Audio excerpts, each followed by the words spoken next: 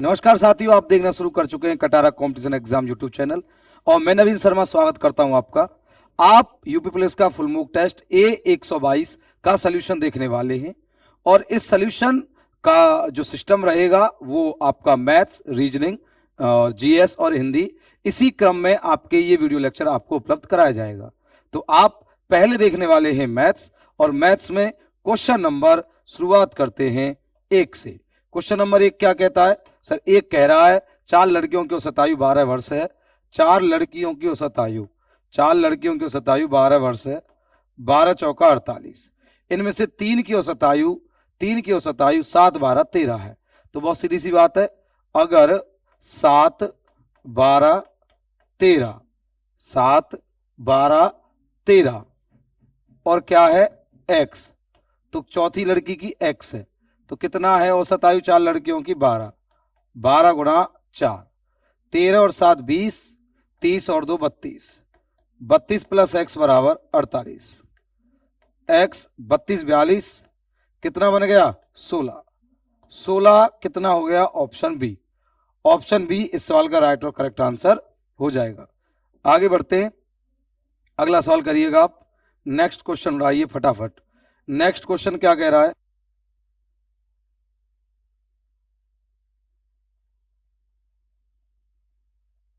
हाँ भाई, करिए अगला सवाल। क्या कह रहा है अगला सवाल? कहता है कि ये निम्न तालिका का अध्ययन कीजिए और नीचे दिए गए प्रश्नों का उत्तर दीजिए। सभी शहरों की मिलाकर औसत जनसंख्या कितनी? सभी शहरों की मिलाकर औसत जनसंख्या 0 5 0 0 आया, और सर 9 0 1 नहीं, ये क्या था? 0 5 0 तो 5 आया ना। अब आओ इधर, 1 और 1 2, 2 और 9 11, 1 और 1 2, 2 और 9 11, बचा 1, 5 और 1 6 और 5 11 और 9 11 और 9 20, बचा कितना? 2, 2 1 3 और 2 5 और 1 6, 6 और 1 7।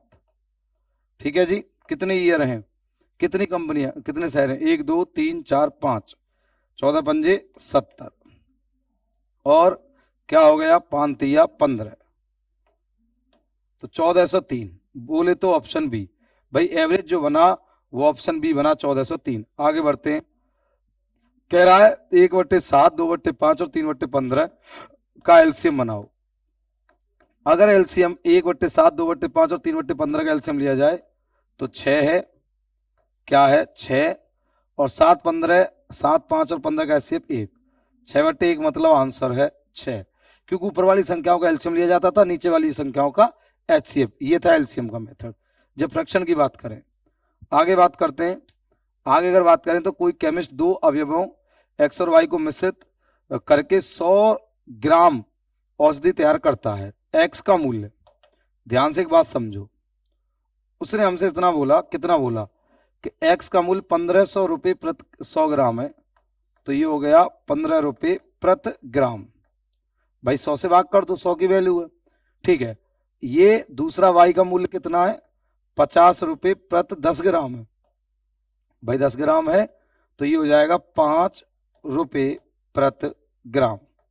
ठीक है, मिलाकर एक्स और वाई को इस प्रकार मिश्रित किया जाता है कि परिणामी औषधि का मूल्य 13 रुपये प्रति ग्राम होता है। कितना होता है? 13 रुपये प्रति ग्राम। 8 और 5 13, 8 और 5 13, 13 और 2 15, तो यहां पर क्या हो जाएगा? 2 चौके 8, 2 एकन 2। ठीक है सर। अब उसने बोला 4 और 1 कितना हो गया? टोटल 5। 5 की वैल्यू कितनी हो गई सर? 5 की वैल्यू हो गई कितना ग्राम? 100 ग्राम। 5 की वैल्यू 100 ग्राम। 5 से कितने बार? 20 बार। औषधि में x की मात्रा, ये x और ये y, 4 से 20 गुना करो तो कितना हो जाएगा?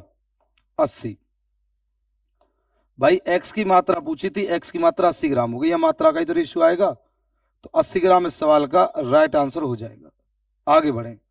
कह रहा है 2 वस्तुओं धातुओं ए और बी को मिलाकर बनी जिनका मूल्य क्रमशः 35 और 40 है, 2:3 का अनुपात मिलाया, इस वस्तु को 12 रुपये प्रति किलोग्राम का मूल्य क्या होगा? एक बात समझो, ए और बी ₹35 पर केजी, ₹40 पर केजी, इनको मिलाया किस अनुपात में? 2:3। 2 और 3 कितना हो गया? 5। रेशियो का योग 35-40 का अंतर कितना हो गया जी? 5। 5 की वैल्यू कितनी है? 5। कितना गुना? 1 गुना। ₹12 प्रति किलोग्राम का मूल्य बताइए। एक बात बताओ, मैं कह रहा हूं एवरेज वैल्यू क्या बनेगी? जोड़ना आसान होता है। 3 का 1 गुना 3 होगा, तो ये हो गया ₹38 पर केजी। अब ₹38 पर केजी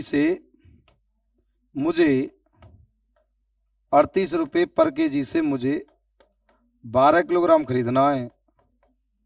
12 × 96 बचा 9, 12 तिया 36 और 9, 36 और 9 456। ऑप्शन ए 5 का ए इस सवाल का राइट आंसर हो जाएगा। साधारण ब्याज की एक निश्चित दर पर कोई राशि 3 वर्षों में ₹9430 है, तो 7 वर्षों में 11,070 हो जाती है। 7 साल में 11,070 और 3 साल में 9430 है। 7 में से 4 गए तो कितना बचा? 4 साल। 0, 7 में से 3 गए तो 4 और 10 में से 4 गए तो 6, 10 में से 9 गए तो 1, 1640। 4 चौका 16, 4 एकम 4 धाम 410 गुना। ठीक है जी। आपको 3 साल का निकालना है वैल्यू, क्योंकि 3 साल की अमाउंट दे रखा है। आप 410 गुना करेंगे तो 0, 3 एकम 3 और 3 चौका 12। 1230 जो है ना वो ब्याज बना सर। क्या बना? ब्याज। मेरा मतलब है अगर 7 साल में कोई रुपए 11,070 हो रहे हैं और 3 साल में 9430 हो रहे हैं, तो पैसा किस वजह से बढ़ता है मुझे बताओ। आप कहेंगे सर ब्याज की वजह से। बहुत सिंपल है। अगर बेटा पैसा ब्याज की वजह से बढ़ता है तो आप क्या करेंगे? आप कहेंगे सर 4 साल का ब्याज 1640 आया निकल के, तो 3 साल का ब्याज कितना आया? आप कहेंगे 1230 आया। अब 1230 आप माइनस करिएगा कितने में से? 9430 में से 1230 माइनस करेंगे 0 0 2, 9 में से गया तो 8, 8200। ऑप्शन डी इस सवाल का राइट और करेक्ट आंसर है। और क्वेश्चन नंबर 6 का आंसर भैया कितना है? डी है। 6 का डी आंसर हो जाएगा। आगे बढ़ेंगे। नेक्स्ट, 5 घंटों में 275 किलोमीटर की दूरी तय कर सकती है। यदि इसकी चाल 5 किलोमीटर प्रति घंटा कम कर दी जाए तो कार द्वारा 300 किलोमीटर की दूरी को तय करने में कितना समय लगेगा? एक बात मुझे बताओ, 275 किलोमीटर की दूरी को 5 घंटे में कवर किया, 5 25 और 5 25, 55 किलोमीटर पर आवर है। 5 किलोमीटर पर आवर कम कर दिया जाए तो 50 किलोमीटर पर आवर अब नेट स्पीड हो जाएगी उसकी। तो कार द्वारा 300 किलोमीटर जाना है, 5 कितनी 6 घंटे लगेंगे। इसमें कौन सी बड़ी बात है? अगर 300 किलोमीटर आपको 50 किलोमीटर पर आवर से जाना है तो किलोमीटर से किलोमीटर 0 0 और 5 छक्के 30, कितने घंटे हो गए? 6 घंटे। बोले तो ऑप्शन डी। क्या ये बात क्लियर है? 7 का डी इस सवाल का राइट आंसर है। आगे बढ़ेंगे। 40, 49, 56, 71 और 39 किलोग्राम वजन के 5 सदस्यों वाले परिवार का औसत वजन केजी में ज्ञात कीजिए। मैं ये कह रहा हूं कि 40,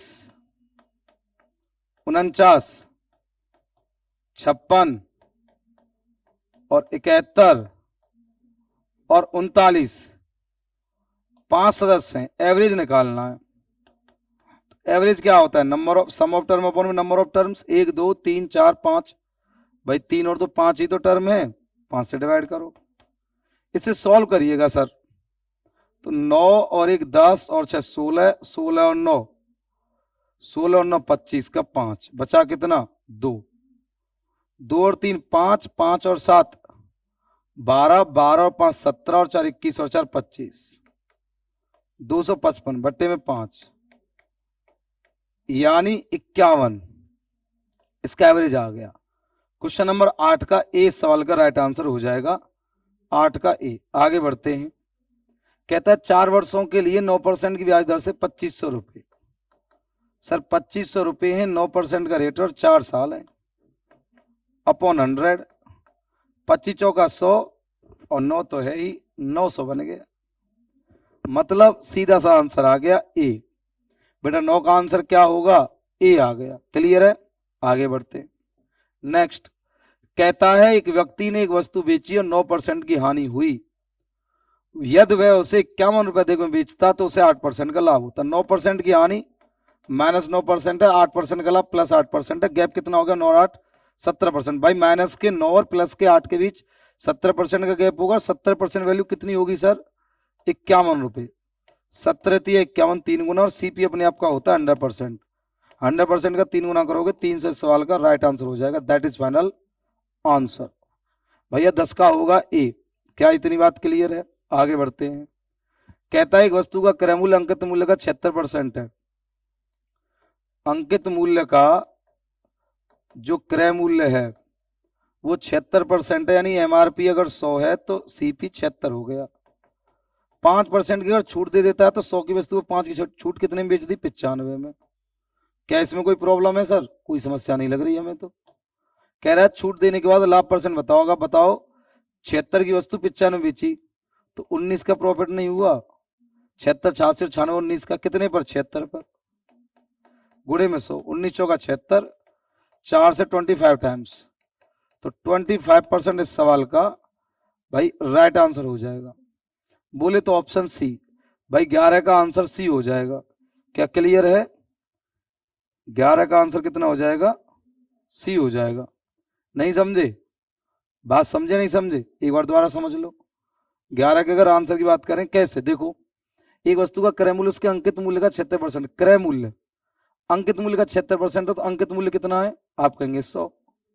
सीपी कितना हो गया, 76%। अगर 5% छूट दी जाए तो छूट आप बताओ किस पर दी जाती है, तो आप कहेंगे सर एमआरपी पर दी जाती है। अगर एमआरपी पर छूट दी जाती है तो 100 पर 5% की अगर मैं छूट दे दूं तो कितने में होगी, आप कहेंगे सर 95 में होगी। नहीं समझे, बहुत सीधी सी बात है। तो आप ऐसे समझो कि कोई वस्तु पर आपने एमआरपी लगाया 100, उसका लागत मूल्य था 76, बेचा 95 में, मतलब 76 की वस्तु पर 100 की स्लिप लगा के 95 में सेल कर दिया डिस्काउंट देकर। तो वो पूछा लाभ परसेंट बताओ छूट देने के बाद लाभ परसेंट।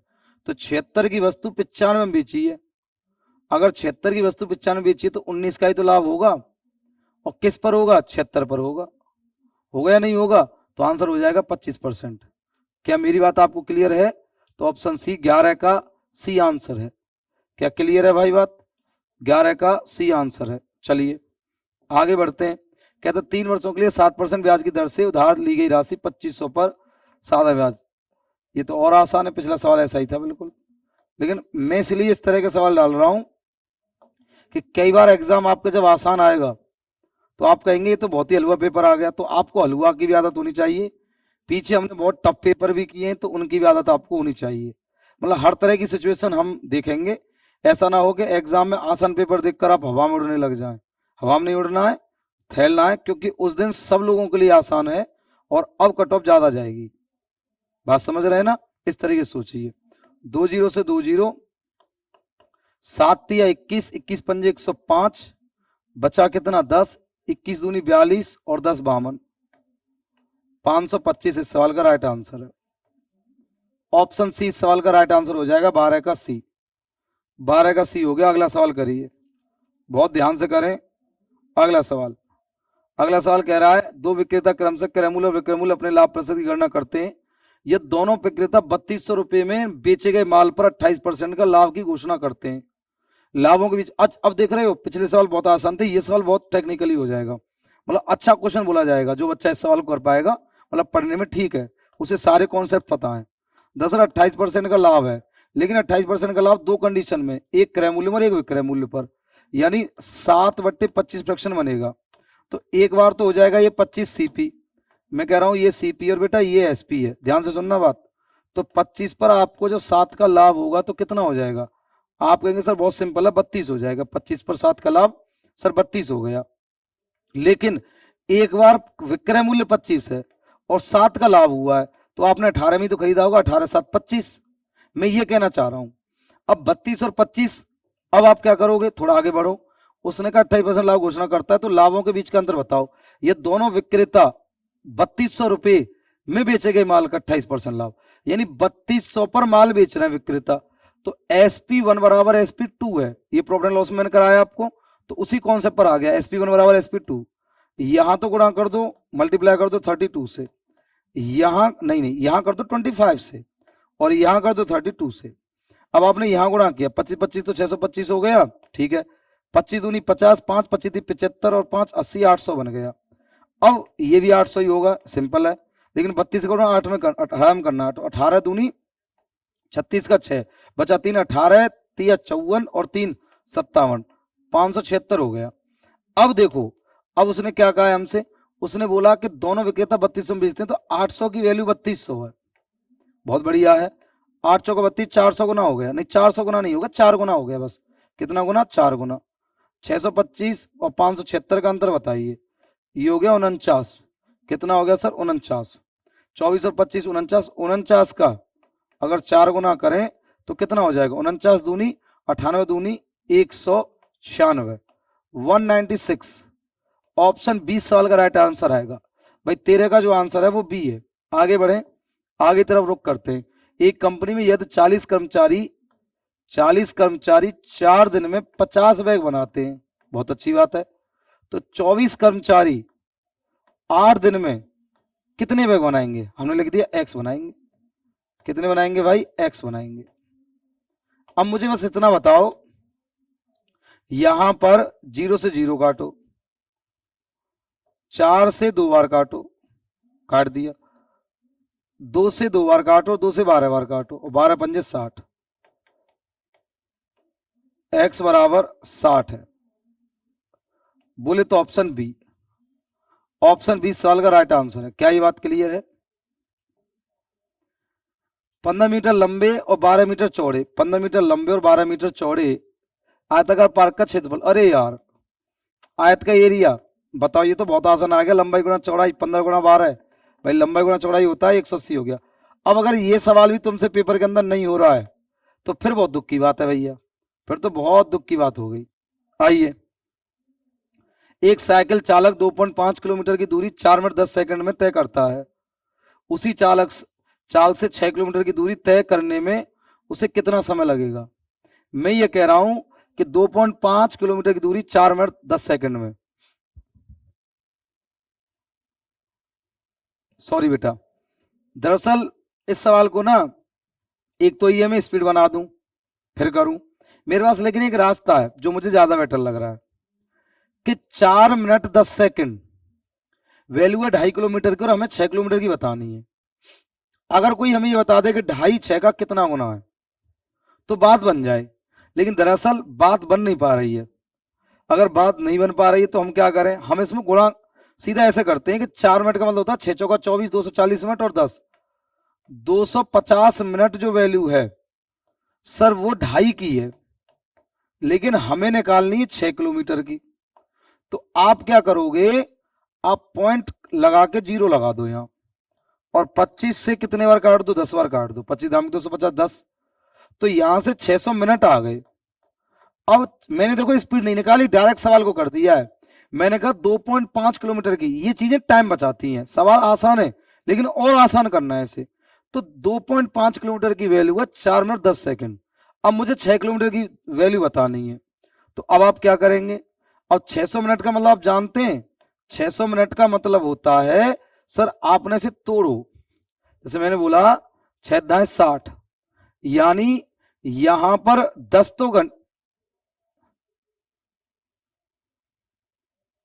एक मिनट, कुछ गड़बड़ हो गई ना? हाँ, गड़बड़ ये हो गई है, गड़बड़ ये हो गई है कि भाई बहुत सीधी सी बात, मुझे इतना बताओ कि जब 4 मिनट 10 सेकंड लग रहे हैं तो ये सेकंड है ना, मिनट थोड़ी ना है। हमने सेकंड बना दिए, इसे क्या बनाया? सेकंड। ये सेकंड है। अब 600 सेकंड को ना मिनट बनाना है, तो 60 से भाग कर दो, कितना आंसर आ गया? 10 मिनट। तो 10 मिनट इस सवाल का राइट आंसर है। मतलब जो हमने मिनट लगाया वो सेकंड कर दिए ना हमने। हमें दरअसल 4 मिनट और 10 सेकंड में सेकंड बना दिए, अब सेकंड को वापस मिनट बना दो, इससे कैलकुलेशन आसान हो गई है। ठीक है, चलिए, बोले तो आंसर डी। बेटा डी सवाल का राइट आंसर हो जाएगा। आगे बढ़ते हैं। 2016 में रेफ्रिजरेटर की कीमत 5% वृद्धि हुई, 2017 में 5% की कमी आई, वर्ष 2016 के 17 के अंत में इसकी कीमत 47,880 हो गई। ठीक है, 5% का मतलब आप सब लोग जानते हैं, इसका मतलब होता है 1/20। ठीक है सर, तो जो भी कीमत थी 2016 की शुरुआत में वो x थी, 20 पर 1 की वृद्धि हुई, 21/20 हो गया, इंक्रीज हो गया है। और सर 5% की कमी हुई फिर अगली बार में, 5% की कमी है तो 19/20 हो गया है। अब क्या हुआ? अब आपके लिए वैल्यू है 47,880। अब इसे सॉल्व करो, इसे सॉल्व करेंगे। अब भाग करिए, 21 से भाग करो, 21 सेकंड 21, 21 21 से भाग किया ना, 21 सेकंड 21 कितना है? 47,880 है। 5% की वृद्धि है, 5% बोले तो 1/20, 20 से 21/20 और 19/20।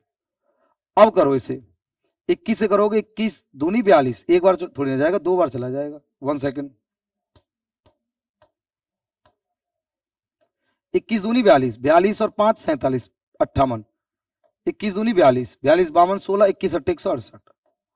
अब 19 से डिवाइड करो, 19 से एक बार बचा कितना? 3, 19 दूनी 38, 120 बार। x बराबर 2 दूनी 4, 12 चौका 48, 2 दूनी 4, 12 चौका 48, 1 2 3। सर 48,000 इस सवाल का राइट और करेक्ट आंसर होगा। क्या ये बात क्लियर है? बिल्कुल क्लियर है। यह सभी गांव की कुल जनसंख्या 60,000 है, तो गांव जी की जनसंख्या कितनी है? गांव जी की, जी जो है वो 15% है। सर 60,000, 15%, 15/100, 15 छक्के 90, 2 जीरो और 9,000। ऑप्शन ए सवाल का राइट आंसर है। क्लियर है? आगे बढ़िए। करेक्ट, टंकी में 3 नल एबीसी लगे हुए हैं, ये टंकी क्रमशः 10 घंटे, 20 घंटे और 25 घंटे में भर सकते हैं। शुरुआत में तीनों नल एक साथ खोले जाते हैं, 2 घंटे के बाद नल सी को बंद कर दिया जाता है और ए और बी को चालू रखा जाता है। 4 घंटे के बाद नल बी को भी बंद कर दिया जाता है। शेष टंकी को नल ए द्वारा अकेले भरा जाता है। नल ए द्वारा अकेले किए गए कार्य का प्रतिशत ज्ञात करें। बस मुझे एक बात बताओ और बहुत ध्यान से बताओ, मैं इतना कहना चाह रहा हूं आपसे कि एबीसी लगे हुए हैं, टंकी क्रमशः 10 और 20 घंटे में, 25 घंटे में भर सकते हैं। ए है, बी है और सी है। सर ए, बी और सी है। सर टाइम कितना है? 10 घंटे है, 20 घंटे है और बेटा 25 घंटे है। 25 घंटे है। 10 20 25 का एलसीएम बताइए कितना होता है? सर 100। 25 चौका 100 और 20 पंजे 100 और 10 दाम 100 हो गया। शुरू में तीनों नल एक साथ खोले जाते हैं, 2 घंटे सी को, 2 घंटे के बाद नल सी को बंद कर दिया जाता है और ए और बी को चालू रखा जाता है। अब एक बात बताओ, 2 घंटे बाद सी को बंद कर दिया जाता है तो सी कितने घंटे चला? 2 घंटे। 4 की एफिशिएंसी से 8 काम किया। ए और बी को चालू किया गया तो 4 घंटे बाद बंद कर दिया। असल में ए और बी चालू है तो 4 घंटे चलाना, बी तो कुल बी चला 4 घंटे। सवाल समझो, तुम कंफ्यूज हो सकते हो, आप 2 और 4 6 कर सकते हो बी को, लेकिन ध्यान से समझो। कह रहा है 2 घंटे बाद सी को बंद कर दिया और ए और बी को चालू रखा जाता है। ए और बी चालू है, 4 घंटे के बाद नल बी को बंद किया। अगर ये कहता कि उसके 4 घंटे बाद, मतलब किसके? सी के, तो 2 घंटे वो और 4 घंटे ये 6 हो जाते। यहां गलती होगी आपसे, लेकिन 4 घंटे बाद है तो 4 ही घंटे बाद है। बी को बंद कर दिया गया, बी चला 4 पंजे 20, 20 और 8 28 काम हो गया सर आउट ऑफ 100। तो बचा हुआ काम ना ए ने किया है, कितना? आप कहेंगे सर 100 में से 28 गया तो कितना बचा? 72। और 100 पर जो काउंट होता है वही परसेंट होता है, 72% हो गया। नहीं समझे? अरे 100 पर जो कैलकुलेट करते हैं वही तो परसेंटेज होता है, तो 72% हो गया, खत्म। टाइमर का क्वेश्चन परसेंट के आंसर में पूछ लिया, अच्छा सवाल था। आइए, सीधी सड़क पर कोई बस दिशा में चल रही है, कार से 30 किलोमीटर आगे है, 3 घंटे बाद कार बस से 60 किलोमीटर आगे निकल जाती है। जैसे समझो कि सड़क पर कोई बस उसी दिशा में चल रही है, कार से 30 किलोमीटर आगे, जैसे कार है यहाँ, कार से जो बस है वो 30 किलोमीटर आगे हो गई, मैं कह रहा हूं यहाँ कार है और 30 किलोमीटर आगे हो गई, तो 30 किलोमीटर आगे अब क्या होगी? कार से बस आगे 30 किलोमीटर, कार इतनी स्पीड से चली कि 30 किलोमीटर आगे तो थी बस, वो भी खत्म करी और 60 किलोमीटर और आगे निकल गई, तो 90 किलोमीटर की दूरी सेम डायरेक्शन है, 3 घंटे में कवर की गई, तो ये रिलेटिव स्पीड है, इसे आप कहेंगे 30 किलोमीटर पर आवर। लेकिन आप बताओ रिलेटिव स्पीड 30 है, डिफरेंस है, जब बस की 42 है तो कार की ओर ज्यादा होगी, कितनी ज्यादा होगी? 30 ज्यादा होगी। 42 में 30 ऐड कर दो, रिलेटिव स्पीड है तो भाई माइनस किया गया होगा, वापस से प्लस कर दो, किसकी स्पीड निकालने के लिए? कार की स्पीड निकालने के लिए, तो 72 किलोमीटर पर आवर। अच्छा सवाल था, रिलेटिव स्पीड का अच्छा कॉन्सेप्ट है, मैंने आपको ट्रेन में ये कॉन्सेप्ट पढ़ाया हुआ है जो रिलेटिव स्पीड वाला है, ठीक है। आगे बढ़ते हैं। 2014-18 में ए प्रकार की कारों का निर्यात, देखो ये ए जो व्हाइट है वो ए, और डार्क वाला जो है ये बी है। यहाँ ये रेड दिख रहा है वीडियो में, आपकी कॉपी पर ब्लैक दिखा होगा, तो डार्क बोल देते हैं इसे। ये जो व्हाइट है 14 और 18 बोल रहा है, तो 200 और 300 कितना हो गया सर? 500 हो गया। लो, ये डीआई का सवाल बड़ा आसान होता है ज्यादातर। अच्छा, 15 और 17 में बी प्रकार की कारों, बी की बात करें तो रेड डार्क वाला है 15 और 17, 15 250 है, 17 275, 250 250 500 सर, 525 हो गया, बहुत अच्छी बात है। 25 से कितने बार? 25 दूनी 50, 20 बार, 25 से 21 बार, 25 दूनी 50, 25 सेकंड 25, 20:21 आ गया, ऑप्शन ए आ गया। आगे बढ़ते हैं। 90,000 की राशि 5% के साधारण ब्याज पर 4 वर्षों के लिए उधार लेता है, 7% के साधारण ब्याज पर 4 वर्षों के लिए बी को उधार देता है। आप बताओ, 5% 4 वर्ष 20% आया यहां से, बहुत सही है। 7% 4 वर्ष आया, कितना परसेंट आया? 28%। अब आप ये समझिए कि यहां 20 से 28 कितना परसेंट आ गया? 8%।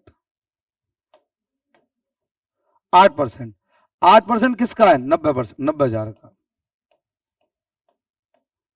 90,000 का 8% है, 2 जीरो से 2 जीरो,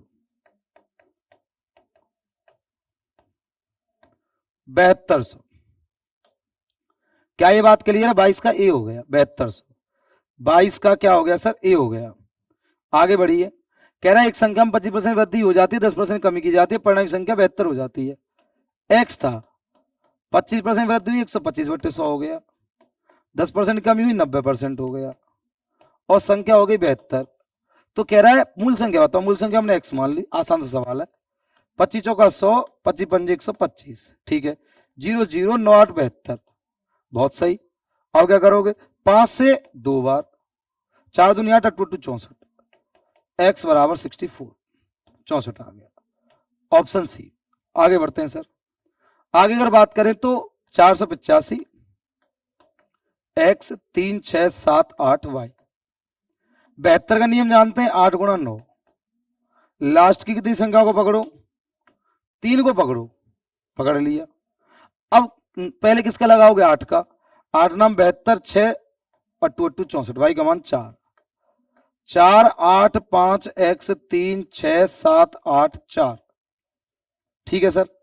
अब यहां पर 8 नाम 72 एक्स के लिए सबसे छोटा मान, तो आपने अब लगाना है नियम 9 का, 9 का नियम लगाओगे तो 6 और 3 9 हो जाएगा, 5 और 4 9 हो जाएगा, बहुत बढ़िया। अब क्या करोगे? 8 और 7 15, 15 और 4 19 और 8 27 बन गया, तो x का मान हो जाएगा 0, क्योंकि उसने पूछा है x के सबसे छोटे मान के लिए 2y - 3x, तो 2y, y की वैल्यू कितनी है सर? y की वैल्यू कहेंगे आप 4 है, -3, x की वैल्यू कितनी है सर? 0 है, तो आंसर क्या हो गया? 8 आ गया। क्या ये क्लियर बात है? आपको बात समझ में आ रही है? उम्मीद है कि आपको बात क्लियर हो गई होगी और समझ में आ गई होगी। आगे बढ़ते हैं। कहता है ए बी से 25% अधिक है। ए बी सी और डी 25% अधिक है, इसका मतलब क्या है? 1/4 है। 4 पर 1 अधिक है, कितनी हो गई? 5। बी सी से 40% कम है। 2/5। 40% कम है, 5 पर कितनी कम है? 2। 3 हो गई। सी डी से 20% अधिक है। 1/5। 20% अधिक है सी डी से। 5 से हो गया 6। सर जगह भर दो, कल इस खत्म करो। यहां 4 से, यहां 4 से, यहां 5 से, यहां 3 से, यहां 6 से और यहां 6 से। 6 3 18 पंजे 90 हो गया। हमें बाकी की जरूरत नहीं। 55 25 का 100 हो गया। 100 से 90 सर कितना हो गया? एडी से कितना परसेंट कम है? एडी से 10 कम है और 100 पर कम है, तो 10% इस सवाल का राइट और करेक्ट आंसर हो जाएगा। क्या बात क्लियर है? उम्मीद है कि आपको बात समझ में आ गई होगी। ठीक है, तो फिर आज की बात यहीं पर खत्म करते हैं, बाकी नेक्स्ट क्लास में कंटिन्यू करेंगे। नमस्कार, जय हिंद। जय हिंद प्यारे साथी, राधे राधे भाई सभी के लिए। स्टार्ट करते हैं बेटा सॉल्यूशन आपका रीजनिंग का। बहुत शानदार आपका ये मॉक टेस्ट रहा होगा। पहला क्वेश्चन आपके सामने है और ये तुम्हें दे रखा है किसका भाई? मैथमेटिकल ऑपरेशन का। चलो उड़ाते हैं जल्दी से। प्लस को माइनस, माइनस को बेटा प्लस करना है, तो यहाँ आप लगा लेंगे प्लस, यहाँ कर देंगे माइनस। इंटू को डिवाइड, डिवाइड को बेटा इंटू कर देंगे, यहाँ डिवाइड लगाएंगे और यहाँ इंटू करेंगे। तो ये कितना हो गया भाई? 36 हो गया। और यहाँ पर हमने किया तो कितना आएगा? 4, वो भी माइनस का 4 आएगा। तो 8 में से 4 गए तो बेटा 4 ही तो बचेंगे। तो 36 और 4 कितना हुआ? 40। तो पहले वाले क्वेश्चन का आंसर कितना आया भाई? तो आपका राइट आंसर आएगा ऑप्शन नंबर डी। अगले क्वेश्चन की बात कर लेते हैं। यहाँ आपसे ट्रीज का कोड पूछा है, तो ट्री तो यहाँ दे रखा है, तो आंसर है तो 22 44 66 में से आएगा। यहाँ पर भी ट्री दे रखा है, तो दोनों में कॉमन देख लो। 44 कॉमन है सर, 99 नहीं है, ये भी नहीं है। तो करेक्टली आंसर क्या बनेगा इसका? 44, यानी ऑप्शन नंबर ए बन जाएगा इसका राइट आंसर। अब चलते हैं अगले वाले क्वेश्चन पर। अगले क्वेश्चन में इसको बेटा कंप्लीट करना है। जहां पर ये क्वेश्चन मार्क है ना, यहां पर वहां बताना है क्या आएगा। Select the figure from the given option that will come in place of the question marks in the figure given below to complete the pattern. इस पैटर्न को फॉलो करते हुए, ये पैटर्न आप देख रहे हैं नीचे जो बना हुआ है, वैसे ही यहां बनना चाहिए इस तरीके से।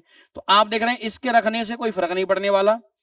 और इसकी बात करते हैं, वो देखो इन तीनों में क्या होगा डिफरेंस। तो ये ट्रायंगल यहाँ दो बने हुए ना, तो यहाँ ट्रायंगल भी फेस ऊपर आएगा सर, तीनों में फेस ऊपर दे रखा है। अब आप देखो, देखो यहाँ ये बॉक्स बना हुआ है इस तरीके से, तो बॉक्स तो बेटा यहाँ से यहाँ तक है, लेकिन अगला बॉक्स हमारा ये भी तो होना चाहिए, तभी तो ये बॉक्स बन पाएगा। तो ऐसा तो यहाँ पर नहीं है, गलत है सर ये तो। फिर अब आप देख रहे हैं यहाँ पर, यहाँ भी नहीं है ये वाला बॉक्स, ये भी गलत है। तो करेक्टली आंसर, क्योंकि यहाँ ये बॉक्स है ना, बाकी दो लाइन इधर से आ जाएंगी, तो ये मिल करके ऐसा बॉक्स बना देंगे जैसा हमें चाहिए। तो इसका जो सही आंसर बनेगा वो क्या बनेगा? ऑप्शन नंबर बी बन जाएगा इस वाले क्वेश्चन का करेक्टली आंसर। क्या ये बात क्लियर हो गई है? बताओ भाई, क्लियर है ना? बिल्कुल सही है।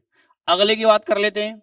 देखो भाई, डी से बाई माइनस का 5 है, के से बाई एफ आया माइनस का 5 है, एन से आई -5 है, एफ से ए आया -5 है, क्यू से यहां पर एल आया -5 है। तो हर जगह क्या चल रहा है भाई? -5 चल रहा है। एक सेकंड बेटा।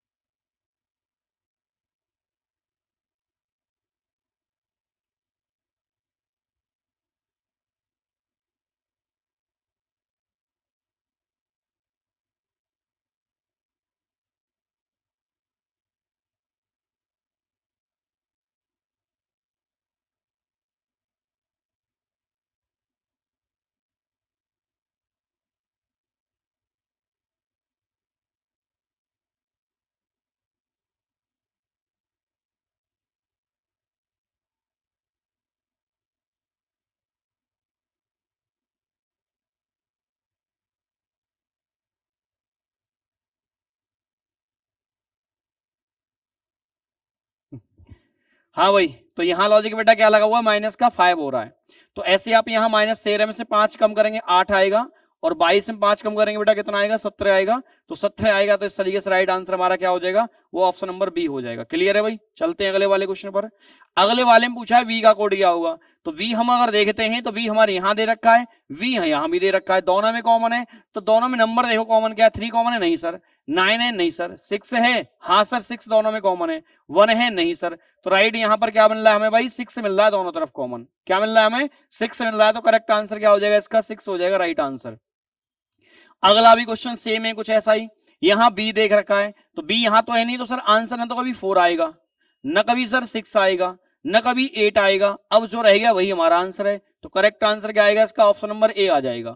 यहां एम एन है, तो सभी जानते हैं एल पहले आएगा। सर ये वाला गलत है, उल्टा कर दिया, वाटर में जैसा गलत है। अब देखो यहाँ पहले के रख दिया है, तो ये गलत है ना, पहले क्या आएगा, जी आएगा। तो राइट आंसर क्या बन जाता है इसका, ऑप्शन नंबर बी बन जाता है। अब बात करते हैं अगले वाले क्वेश्चन की। 122 कैसे आया सर, 11 का स्क्वायर प्लस 1 है। 145 12 का स्क्वायर प्लस 1 है। वैसे ही आप यहाँ 6 का स्क्वायर प्लस 1, यहाँ 7 का स्क्वायर प्लस 1। तो अब हुआ बेटा 8 का स्क्वायर प्लस 1, तो अब आएगा बेटा कितने का, सॉरी 9 का स्क्वायर प्लस 1 है, 82 है। तो अब आएगा 10 का स्क्वायर प्लस का 1, यानी कि 101 करेक्ट आंसर बन जाता है इसका। समझ रहे हैं आप लॉजिक को? सभी कुर्ते ब्लाउज हैं, कुर्ते पर वैल्यू 100 है, ब्लाउज साड़ी, साड़ी कैंसिल, पहला वाला करेक्ट है क्योंकि वैल्यू 100 है। कोई ब्लाउज ये भाई नेगेटिव है, नेगेटिव तो वैसे ही हट जाएगा हमारा। क्लियर है ना, नेगेटिव तुम्हारा वैसे हट जाएगा। तो करेक्ट आंसर बनेगा इसका only first follow. Only first का मींस ऑप्शन नंबर ए बन जाता है। अगले की बात कर लेते हैं। अगला देखो भाई, 8 से इसका डबल 8 हो जाता है, माइनस का 1, इसका डबल डबल किया 14 माइनस का 1, 3 का डबल 6 होता है, माइनस 1 इंटू 2 माइनस का 1 है लॉजिक। 23 का डबल कितना होता है, 46 माइनस 1 करेंगे 45, 45 का डबल 90 माइनस 1 करेंगे 89 हो जाएगा। तो सही आंसर क्या बनेगा इसका, ऑप्शन नंबर डी बन जाएगा। अब देखो यहां पूछा है हाइड का कोड क्या होगा। तो आप देख रहे हैं हाइड यहां भी है और हाइड यहां भी है, और तो कुछ कॉमन नहीं है। एम के दोनों तरफ कॉमन दिख रहा है मुझे, डब्ल्यू डी नहीं है, एल क्यू नहीं होगा, तो एम के इसका करेक्ट आंसर होगा, यानी ऑप्शन नंबर सी हो जाएगा।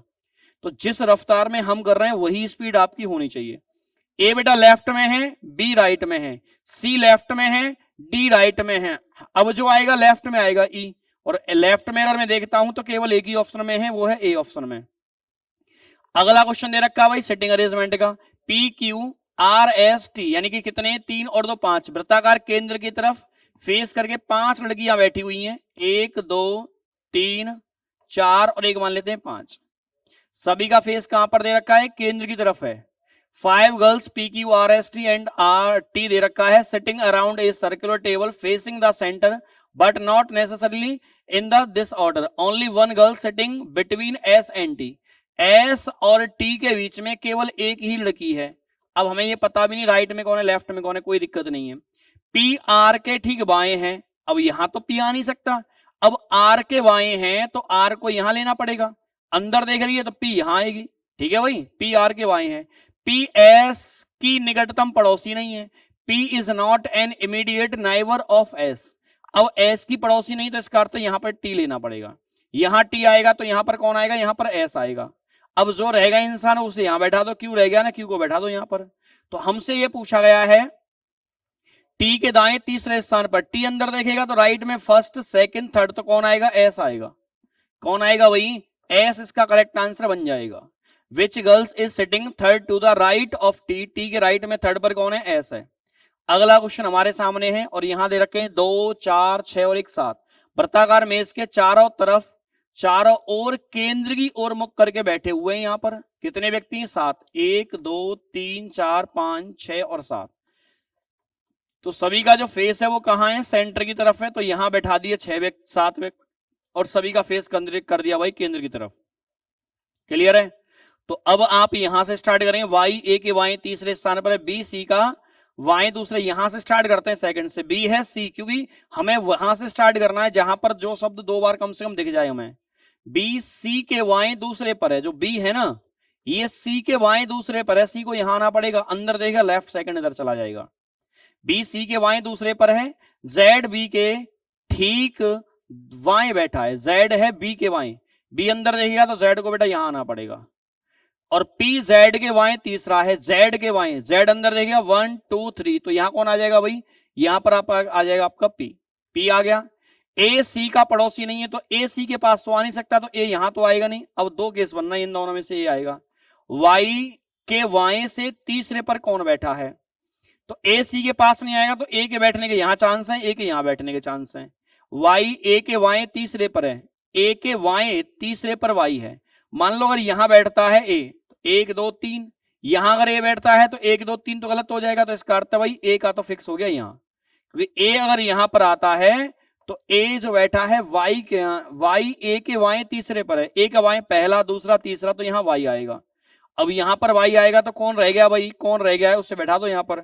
अब हमसे ये पूछा उसे देख लेते हैं, वाई के वाई से तीसरे पर कौन है, वाई जब अंदर रहेगा पहला दूसरा तीसरा, तो यहां वही व्यक्ति आएगा जो यहां नहीं आया। ए आ गया, बी आ गया, सी आ गया सर, सी के बाद पी आ गया, एक्स नहीं आया तो यहां बैठेगा बेटा एक्स। करेक्ट आंसर क्या आएगा इसका भाई, एक्स, यानी ऑप्शन नंबर ए आ जाएगा राइट आंसर। अगला क्वेश्चन है, सभी तारे ग्रह हैं, सभी तारे, तारे यहां पर है भाई, यहां पर ग्रह और तारे एक साथ दे रखे हैं, लेकिन ये जो तारे हैं उस पर वैल्यू 100 नहीं है, ऑल स्टार्स आर प्लेनेट, ये गलत हो जाएगा। सभी ग्रह आकाशगंगा हैं, सभी ग्रह, अब ग्रह यहां पर, आकाशगंगा यहां पर, तारे से तारे कैंसिल, प्लेनेट और है गैलेक्सीज, तो दूसरा वाला क्या हो जाएगा राइट, इसका राइट आंसर बनेगा only second follow, option number C. अगले की बात कर लेते हैं, यहां पर आप ट्रेंगल काउंट नहीं करना है, यहां पर केवल सीधी रेखाएं काउंट करनी है। देखो भाई 1 2 3 और 4, इधर से आप आते हैं 5 6 7 8, एक बेटा ये 9 और एक 10 11 और एक ये 12, तो यहां स्ट्रेट लाइन आपको काउंट करके बतानी है, तो कितनी है इसके अंदर, डी ऑप्शन में 12 इसमें लाइन दे रखी है। अगला क्वेश्चन बहुत ही ज्यादा आसान है, इसके बराबर आसान कुछ है ही नहीं है। 16 का इंटू हम 5 करेंगे, यहां इंटू 5 करेंगे, यहां 25 गुणा 5 करेंगे 125 बनेगा, तो इंटू 5 करना है, कुछ है नहीं इसमें। तो ए से एफ आया, प्लस का 5 है, यहां प्लस 5 प्लस 5, 16 और 5 21, 21 पर बेटा यू आएगा, दो ऑप्शन तो हट गए हमारे। वाई से यू आया, माइनस का कह सकता हूं 4 है, यू से क्यू -4 है, यहां -4 है, और 13 में से 4 गए तो बेटा 9 आएगा, यानी ऑप्शन नंबर ए बन जाएगा, ये वाला हमारा हट जाएगा। अगले क्वेश्चन की बात कर लेते हैं, ए से सी प्लस का 2, ई से जी +2, 10 से 20 + 10, के से एम आया +2, ओ से क्यू +2 आया, टी और 20 से बेटा 30 आया प्लस का 10, और आप जानते हैं 40 आएगा भाई, तो ये गलत है, 40 नहीं है, ये भी गलत है। सी से क्या आएगा, 2 ऐड करेंगे तो ई आएगा, जी से आई आएगा, तो ये भी हट जाएगा, तो राइट आंसर क्या बनेगा, ऑप्शन नंबर सी बन जाएगा। अगले क्वेश्चन की बात कर लेते हैं, यहां पूछा है ई एल से, ई का कनेक्शन एल से, तो आप बताओ प्लस का अर्थ क्या दे रखा है, प्लस का मीनिंग क्या है, प्लस का मीनिंग है पिता, तो जी हो गए पिता एल के, और हैज का मीनिंग क्या है, पत्नी, अब पिता की पत्नी है तो इसकी माता हुई ना, तो एल क्या बोलेगा ई को, तो ये पिता की पत्नी यानी माता, तो राइट आंसर क्या बनेगा भाई, ऑप्शन नंबर ए बन जाएगा माता। करेक्ट है ना। तो प्लस का मीनिंग दे रखा है father, P is the father of Q, correct है, तो जी हो जाएगा एल का पिता, और हैज का मीनिंग दे रखा है तुम्हें पत्नी, तो ये पत्नी, पिता की पत्नी इसकी माता हो जाएगी, माता यानी ऑप्शन नंबर ए हो जाएगा। तो अगले की बात कर लेते हैं, यदि किसी महीने का 20वां दिन सोमवार है, यानी 20 तारीख को क्या दे रखा है भाई, सोमवार दे रखा है, 20 तारीख को जो दिन है वो क्या है बेटा, सोमवार है, उसी महीने की पहली तारीख यानी 1 तारीख को दिन पूछा है, तो इन दोनों का डिफरेंस लेते हैं, एक तो +7 वाला तरीका है, लेकिन उससे नहीं करना तुम्हें, इन दोनों का डिफरेंस लिया 19, 19 को डिवाइड किया 7 से, कितना मिलेगा भाई, 7 से काटने पर इसे, तो 7 से बेटा इसे काटेंगे तो कितना हो जाएगा, 14 कट गया, 5 रह गया, तो हमें 1 पर जाना है तो 5 दिन माइनस करने पड़ेंगे। अब सोमवार में से 5 दिन घटाओगे तो इसका अर्थ है 2 दिन जोड़ दो आप, एक ही बात है, 7 दिन होता है डिफरेंस टोटल, तो यहां आएगा बेटा बुधवार, क्या आएगा इसका आंसर, बुधवार इसका करेक्टली आंसर आ जाएगा। अगले क्वेश्चन की बात कर लेते हैं, इनमें देखो भाई क्या है, x से v आया -2, c से a -2, t से o -5 है, k से i -2 है, तो ये -5 ही अलग हो जाएगा, v से u -1 है, ठीक है भाई, करेक्ट आंसर हो जाता है ये। अब देखो भाई 6 दे रखा है, फिर 24 दे रखा है, फिर 54 है, फिर 96 है, और फिर 150 है, अगला नंबर पूछा है, तो इन दोनों में अंतर 18 का है, इन दोनों में अंतर बेटा 30 का है, और इन दोनों में 2, और यहां हो जाएगा कितना, 42 का है। यहाँ डिफरेंस कितने का है भाई, 5 4 का 54 का अंतर है। तो अगला अंतर क्या होगा भाई, 18 30 42 54, तो अब आएगा 66 का 66 का। 6 यहाँ ऐड करेंगे तो 6 बनना चाहिए, और 6 ऐड करें तो 16 बन जाएगा। क्लियर है भाई, क्योंकि यहाँ पर 12 12 का डिफरेंस है डबल। सभी आलू स्नैक्स हैं, ऑल पोटैटोज आर स्नैक। सभी आलू, आलू यहाँ पर, स्नैक यहाँ, फ्राइज से फ्राइज कैंसिल, पहला वाला करेक्ट है। कुछ स्नैक्स चिप्स हैं, स्नैक्स देखे मैंने कहां पर है भाई, यहां पर। चिप्स यहाँ, आलू से आलू गया, प्राइस से प्राइस गया, पहला और तीसरा वही मिल जाएगा, ये भी हमारा करेक्ट आंसर बन जाएगा। Potato cancel, fries cancel, value दोनों पर 100 है, स्नैक और चिप्स का मिलन हो जाएगा, करेक्ट आंसर है। दोनों के दोनों ही क्या है, करेक्ट हैं, तो राइट आंसर बनेगा बोथ, यानी ऑप्शन नंबर सी हमारा हो जाता है सही आंसर। अब देखो भाई ये आकृति रखी, इसका बनाना है हमें इधर मिरर इमेज। तो ये दो हैं, तो बेटा इधर राइट में दो ही रहने चाहिए, जैसे यहाँ पर एक है, गलत है सर, ये दो है ठीक है, लेकिन ये ऐसे तो नहीं है आकृति, और ये गलत है, तो राइट आंसर क्या बनेगा इसका, ऑप्शन नंबर बी बन जाएगा राइट आंसर। अगले की बात करते हैं, काउंटिंग ऑफ फिगर से है, ट्रायंगल पूछे गए कितने हैं इसके अंदर। तो देखो भाई आप सभी जानते हैं इस आकृति के अंदर 8 यहाँ 8 यहाँ, 8 और 8 कितना हुआ 16। बेटा दो इधर से बनेंगे, एक इधर से एक इधर से, दो और बनेंगे 18। 18 के बाद 19 20 21 22 23 24, और ये हाईएस्ट भी 24 है, इससे ज्यादा हमें जाना भी नहीं है। How many triangles are there in this given figure, ठीक है। अगले की बात कर लेते हैं। तो मैंने आपसे कहा यहां ट्रिक काम कर जाती है कि डिवाइड कहीं ऐसी जगह तो नहीं जो गलत जगह पर हो। तो प्लस को डिवाइड करने से भाई देखो ये तो बात बिगड़ जाएगी, पहला गलत है।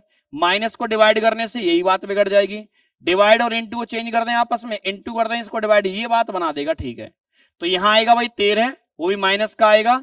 19 में 13 गए तो 6 मिलेगा, क्लियर है।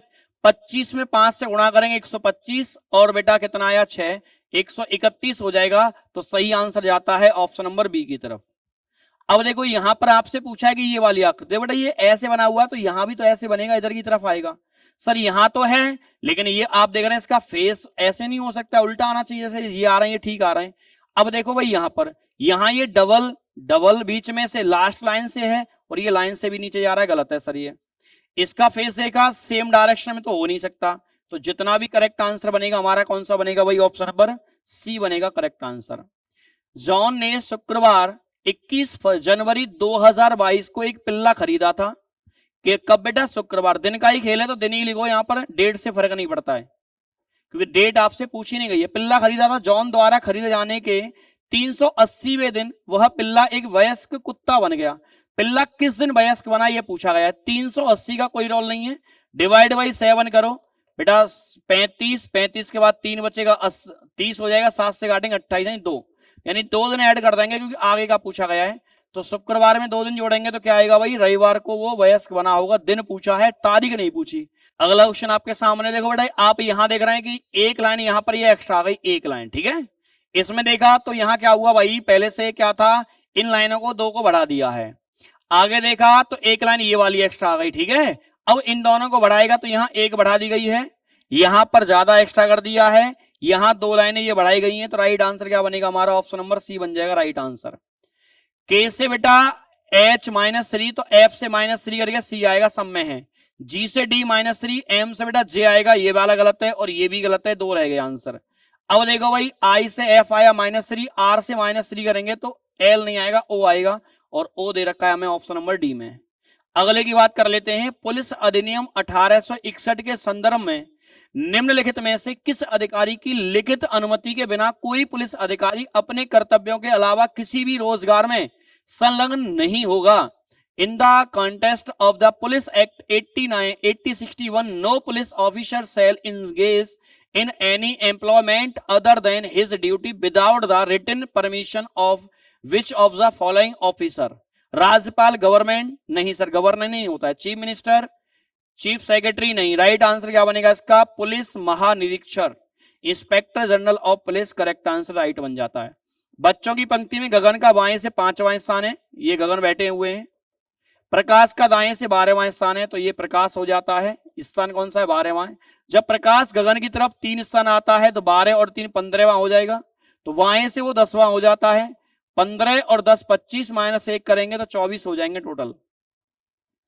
अब यहां एम एन की बहन है तो एम हो जाती है सिस्टर किसकी, एन की। आर एम की भतीजी है। अब एम की भतीजी है तो मुझे लग रहा है चांस है कि इसकी पुत्री होनी चाहिए। और टी आर की माता है, आर की माता है तो यहां पर आएंगी टी, अगर ये माता है तो इसको पिता बना देते हैं, क्योंकि हमारा प्रयास होता है फैमिली ट्री छोटा रहे। आप ये भी कह सकते हैं सर ये कैसे डिसाइड किया आपने, क्योंकि प्रयास ये होता है फैमिली ट्री छोटा रहे, चीजें कम से कम रहे, तो ये काम हम कर देते हैं इसमें, ठीक है। तो राइट आंसर है एन टी से, एन का रिलेशन टी से, टी क्या बोलेगा इसको, पति बोलेगा, क्या बोलेगा इसे, पति। 8:15 पर घड़ी में दर्पण प्रतिबिंब क्या होगा, मिरर इमेज पूछा गया है आपसे, तो 11:60 और -8:15 कितना आएगा भाई साहब, 45, तो यहां मिलेगा 3:45 हो जाएगा हमारा राइट आंसर, यानी ऑप्शन नंबर ए हो जाएगा correct answer. Find odd one out, देखो भाई 3 का क्यू है ये, ठीक है सर, ये तुम्हारा 5 का क्यू है, प्राइम नंबर है सर, ये 6 का क्यू है और ये 4 का क्यू है, बात नहीं बनी, 2 प्राइम 2 कंपोजिट, फिर क्या कर सकते हैं, ऑड इवन से भी नहीं बन रही, तो सर ये 64 जो है ना 8 का स्क्वायर भी है, क्यू भी है, स्क्वायर भी है, बाकी कोई नंबर स्क्वायर नहीं है, इसलिए राइट आंसर क्या बन जाएगा हमारा, ऑप्शन नंबर बी बन जाएगा। एक्स का विपरीत, भाई एक्स 2 बार आ गया तो इसका वही विपरीत होगा जो यहां नहीं आया होगा, एस नहीं होगा, यू नहीं होगा और डब्ल्यू डब्ल्यू नहीं होगा, एस नहीं होगा, यू नहीं होगा और डब्ल्यू नहीं होगा, तो राइट आंसर टी होगा। अगले की बात कर लेते हैं, अतुल उत्तर में जाता है 5, फिर दाएं मुड़ता है 3, दाएं मुड़ता है 5 से 5 कैंसिल, अपने प्रारंभिक स्थान से की दिशा में Atul walk 5 towards north, then turn right after walking 3, turn to right and walk 5, 5 से 5 कैंसिल। अब पूछा गया है which direction is he now with respect to starting point, east में है। अब देखो इसमें पूछा, देखो भाई इसमें लॉजिक बताता हूं तुम्हें, 8 और 7 15 और 9 और 6 15, 4 और 3 15, सॉरी 4 और 3 7, 5 और 2 7, 6 और तुम्हारा 5 13, 13 होता है, 11 होता है और यहाँ 10 होता है, ये अलग हो रहा है पहले, तो ये हुआ बेटा 13, ये 8 5 13, तो सब में 2 का जो है सम सेम आ रहा है, इसमें क्या आ रहा है, अलग आ रहा है, तो राइट आंसर डी ऑप्शन। यहां आपसे पूछा गया है जिसकी मना करेगा स्टार्टिंग वहां से, संगीतकार नहीं है, म्यूजिशियन, इनको delete delete delete delete delete delete delete delete, but not musician हटा दो से, बाकी दोनों में कॉमन मांग रहा है, सिंगर्स डांसर, दोनों में कॉमन क्या है, 4, करेक्ट आंसर सी ऑप्शन। अगला है 32 गुणा 3 और इंटू 3 प्लस 3, वैसे यहां 16 से इंटू 3 प्लस का 3 है, वैसे ये 45 है, 14 या 42 और इंटू 3 प्लस का 3 14 आएगा, करेक्ट आंसर बी ऑप्शन। अब देखो एफ से जी, एफ ये रहा और जी ये रहा, तो हम कहेंगे जी बड़ा है, लेकिन यहां तो कह रहा है बड़ा है और बराबर है, गलत है सर ये, तो टी से आर, टी हमारा ये रहा और आर ये रहा, तो हम कहेंगे टी हमारा ग्रेटर है, यहां भी टी ग्रेटर है, तो राइट आंसर क्या होगा, ओनली सेकंड, सेकंड सेकंड, यानी ऑप्शन नंबर बी हो जाएगा राइट आंसर। अगले की बात करते हैं, बाइक कार और व्हीकल, आप जानते हैं बाइक भी व्हीकल है, कार भी एक व्हीकल है और दोनों ही व्हीकल के अंदर आएंगी, ये आंसर हो जाएगा। 7 और 4 11 इंटू 8 कर देंगे 88, 5 और 6 11 और 11 गुणा 11 121, 9 और 3 12, 12 गुणा 7 बराबर 12 7 84। अगले की बात कर लेते हैं भाई, देखो U से S -2, N से L -2, G से आएगा बेटा -2 करके E, 2 ऑप्शन तो हट गए, अभी एक ही हटे, 3 हट गए भाई एक ही बार में, और आप देख रहे हैं 44 है, 121 हुआ, 112 का है और 12 के बाद में बेटा ये कितने का है, 11 का है और ये 10 का है, तो ये 9 का, 8 के बाद 7 का आएगा, राइट आंसर सी ऑप्शन। अगले की बात करते हैं, किसी भी न्यायालय द्वारा जब अपराध के लिए किसी व्यक्ति के खिलाफ मुकदमा चलाया जाता है तो उसके लिए किस शब्द का उपयोग किया जाता है, निष्पक्ष सुनवाई, निरोध, अभियुक्त, एक्यूज्ड बोलते हैं उसे भाई, डिटेंशन नहीं बोलते, क्या बोलते हैं उसे हम, अभियुक्त बोलते हैं। अगला पूछा गया भाई 3 का विपरीत क्या होगा, 3 का क्या होगा, 1 और 5 कॉमन हटा दो, 1 5 1 5, 3 का बेटा 4 आ गया 3 का क्या आ गया भाई, 4 आ गया। पुलिस जांच पड़ताल में व्यापक रूप से उपयोग होने वाले उपकरण लाई डिटेक्टर को भी कहा जाता है, न्यूरोग्राफ ना सर, इलेक्ट्रोकार्डियोग्राफी नहीं सर, सिस्मोग्राफी भूकंप की तीव्रता, यहां राइट आंसर आएगा पॉलीग्राफ, इसको पॉलीग्राफ टेस्ट भी बोल देते हैं। अगला पूछा गया है कि यहाँ एमएन लगा हुआ है तो इसको यहां देखने पर दर्पण में क्या दिखाई देगा, तो पहले 2 सर्कल आने चाहिए सर, गलत है, ये भी गलत है, 2 सर्कल यहाँ है 2 यहाँ, ट्रायंगल का फेस ऊपर है तो ऊपर ही रहेगा, तो ये नीचे आ रहा है, गलत है, राइट आंसर क्या बनेगा सी, तो ये क्या है, मिरर इमेज, लिखवा दूंगा, ठीक है। अगले की बात कर लेते हैं, ये वाटर इमेज है, यहां लगाया है तो बेटा यहां आएगा, जैसे ये है, ये आने का कोई लॉजिक नहीं बनता है, ये ठीक होने के चांस है, ये बिल्कुल नहीं बनेगा, और नहीं ये बनेगा तो राइट आंसर इसका भी क्या बनेगा बेटा, ऑप्शन नंबर बी बन जाएगा आपका राइट आंसर। तो इस तरीके से आपका ये सॉल्यूशन होता है, बहुत फास्ट किया और आपकी स्पीड भी इतनी होनी चाहिए। राधे राधे भाई सभी के लिए, जय हिंद, सभी के लिए जय श्री राम बेटा। हेलो जय हिंद प्यारे साथियों, आप सभी का एक बार फिर से वेलकम। और हम सॉल्व करने जा रहे हैं यहाँ पर हमारा यूपी पुलिस का फुल मॉक टेस्ट 122 जो हुआ है हमारा। तो चलिए आइए इसका सॉल्यूशन देखते हैं।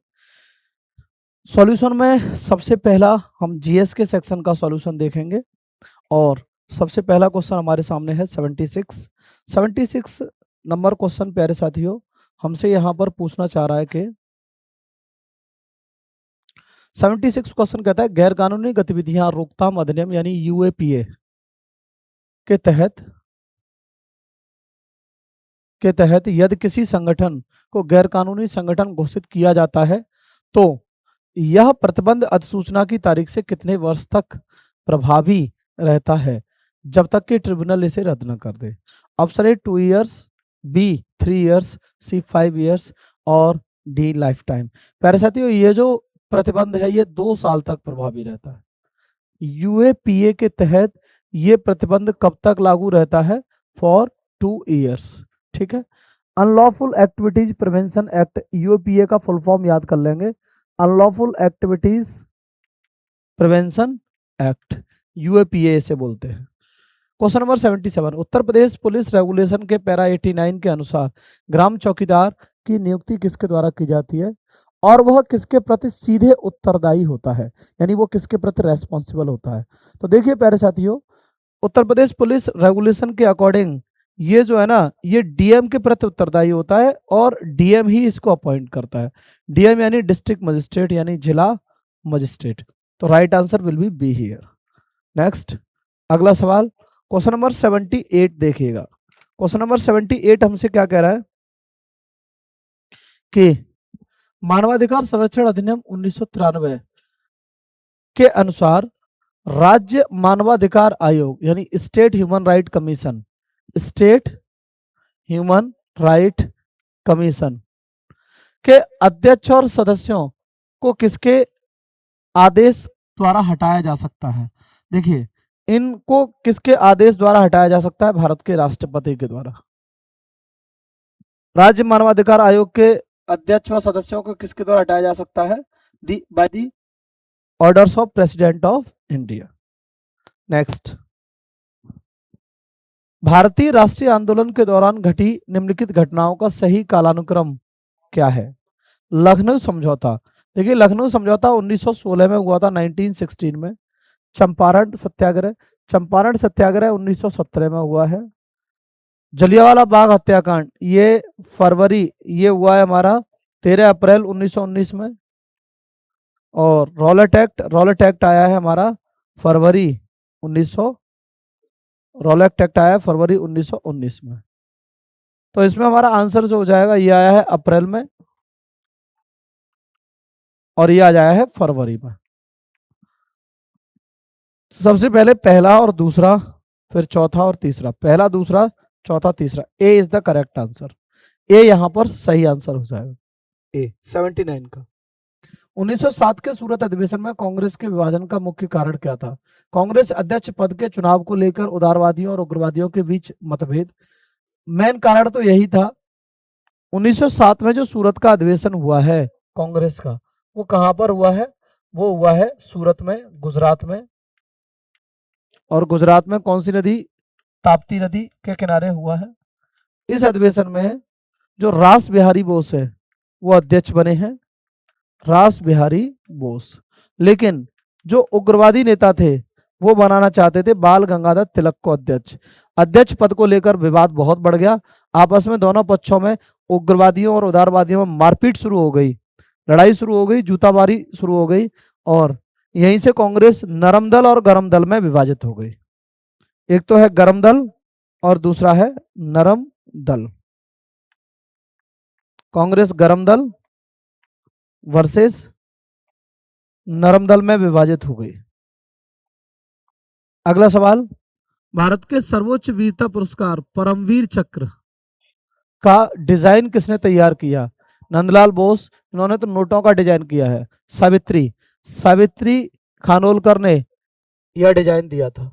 पिंगाली वेंकैया ने, इन्होंने नोटों पर चित्रकारी की है। पिंगाली वेंकैया ने क्या किया है, इन्होंने तिरंगे का डिजाइन दिया है। इन्होंने नोटों पर, नंदलाल बोस ने नोटों पर नहीं, तिरंगे पर, जो जो संविधान पर जो चित्रकारी की है, संविधान पर चित्रकारी वो नंदलाल बोस ने करी है। पिंगाली वेंकैया ने क्या किया है, जो हमारा तिरंगा है, तिरंगा, तिरंगा का डिजाइन इन्होंने दिया है, तिरंगा का डिजाइन। एडविन लुटियन, इन्होंने दिया है दिल्ली का डिजाइन, दिल्ली शहर का डिजाइन जो दिया है, या ये कहें कि राष्ट्रपति भवन वहां पर जो है, इसके अलावा इंडिया गेट, इन सब का डिजाइन किसने दिया है, एडविन लुटियंस ने दिया है। Correct answer will be D और बी। ब्रिक्स द्वारा स्थापित न्यू डेवलपमेंट बैंक का मुख्यालय कहाँ स्थित है? देखिए, न्यू डेवलपमेंट बैंक का मुख्यालय कहाँ पर है? संघाई में। ब्रिक्स जो एक संगठन है, ब्रिक्स, तो ब्रिक्स नाम के इस संगठन में टोटल कितने मेंबर्स हैं? इसके नाम से पता चल रहा है कौन कौन है इसमें। बी से ब्राजील, आर से रसिया,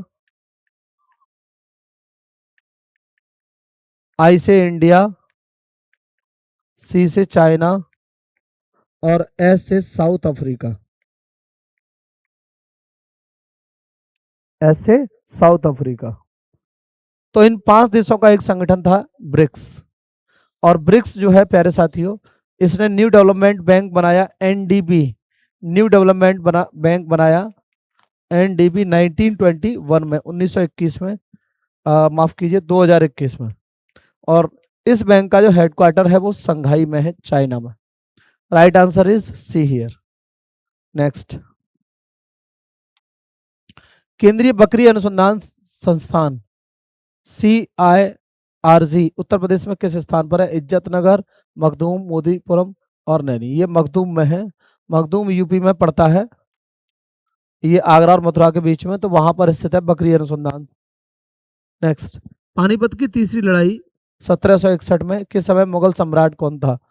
अहमद शाह, आलमगीर द्वितीय, सालम। सालम द्वितीय इस समय मुगल सम्राट था। ये जो शासक रहा है 1760 से लेकर 1760 से लेकर 1806 ईस्वी तक रहा है। ठीक है, सालम द्वितीय, ये वो पहला मुगल बादशाह है जो अंग्रेजों का पेंशन भोगी बन गया था, सालम द्वितीय। पानीपत की जो तीसरी लड़ाई हुई है, ये हुई है मराठों के बीच में, पानीपत की तीसरी लड़ाई। और दूसरी तरफ जो थे वो अफगान थे, या अहमद शाह अब्दाली।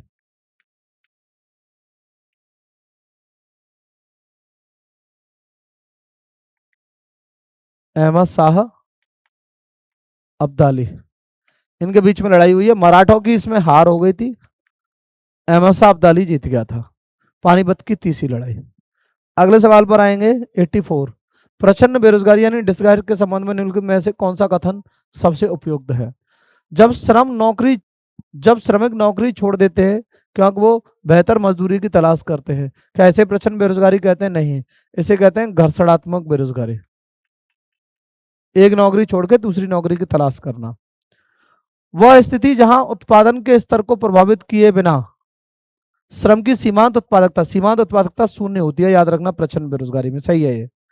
जब तकनीकी प्रगति के कारण लोगों की छटनी की जाती है, जब तकनीकी कारणों से लोगों को निकाला जाए तो इसे हम बोलते हैं संरचनात्मक बेरोजगारी। संरचनात्मक बदलाव आता है, तकनीकी बदलाव आता है। उद्योगों में आर्थिक मंदी के कारण जो बेरोजगारी आती है उसे हम बोलते हैं चक्रीय बेरोजगारी। तो यहां पर बेरोजगारी के टाइप से सवाल आ गया है, B is the correct answer. Kyrgyzstan की सही राजधानी और मुद्रा का मिलान करें।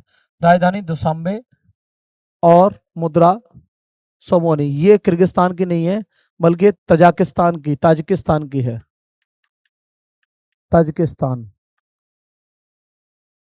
राजधानी बिश्केक और मुद्रा सोम, यही सही है। राजधानी अस्ताना और मुद्रा तंबे। अस्ताना जो राजधानी है वो कौन से देश की हो जाएगी प्यारे साथियों? तो ये हो जाएगी कजाकिस्तान की। और राजधानी ताशकंद और मुद्रा सुम, ये हो जाएगी हमारी उज्बेकिस्तान की।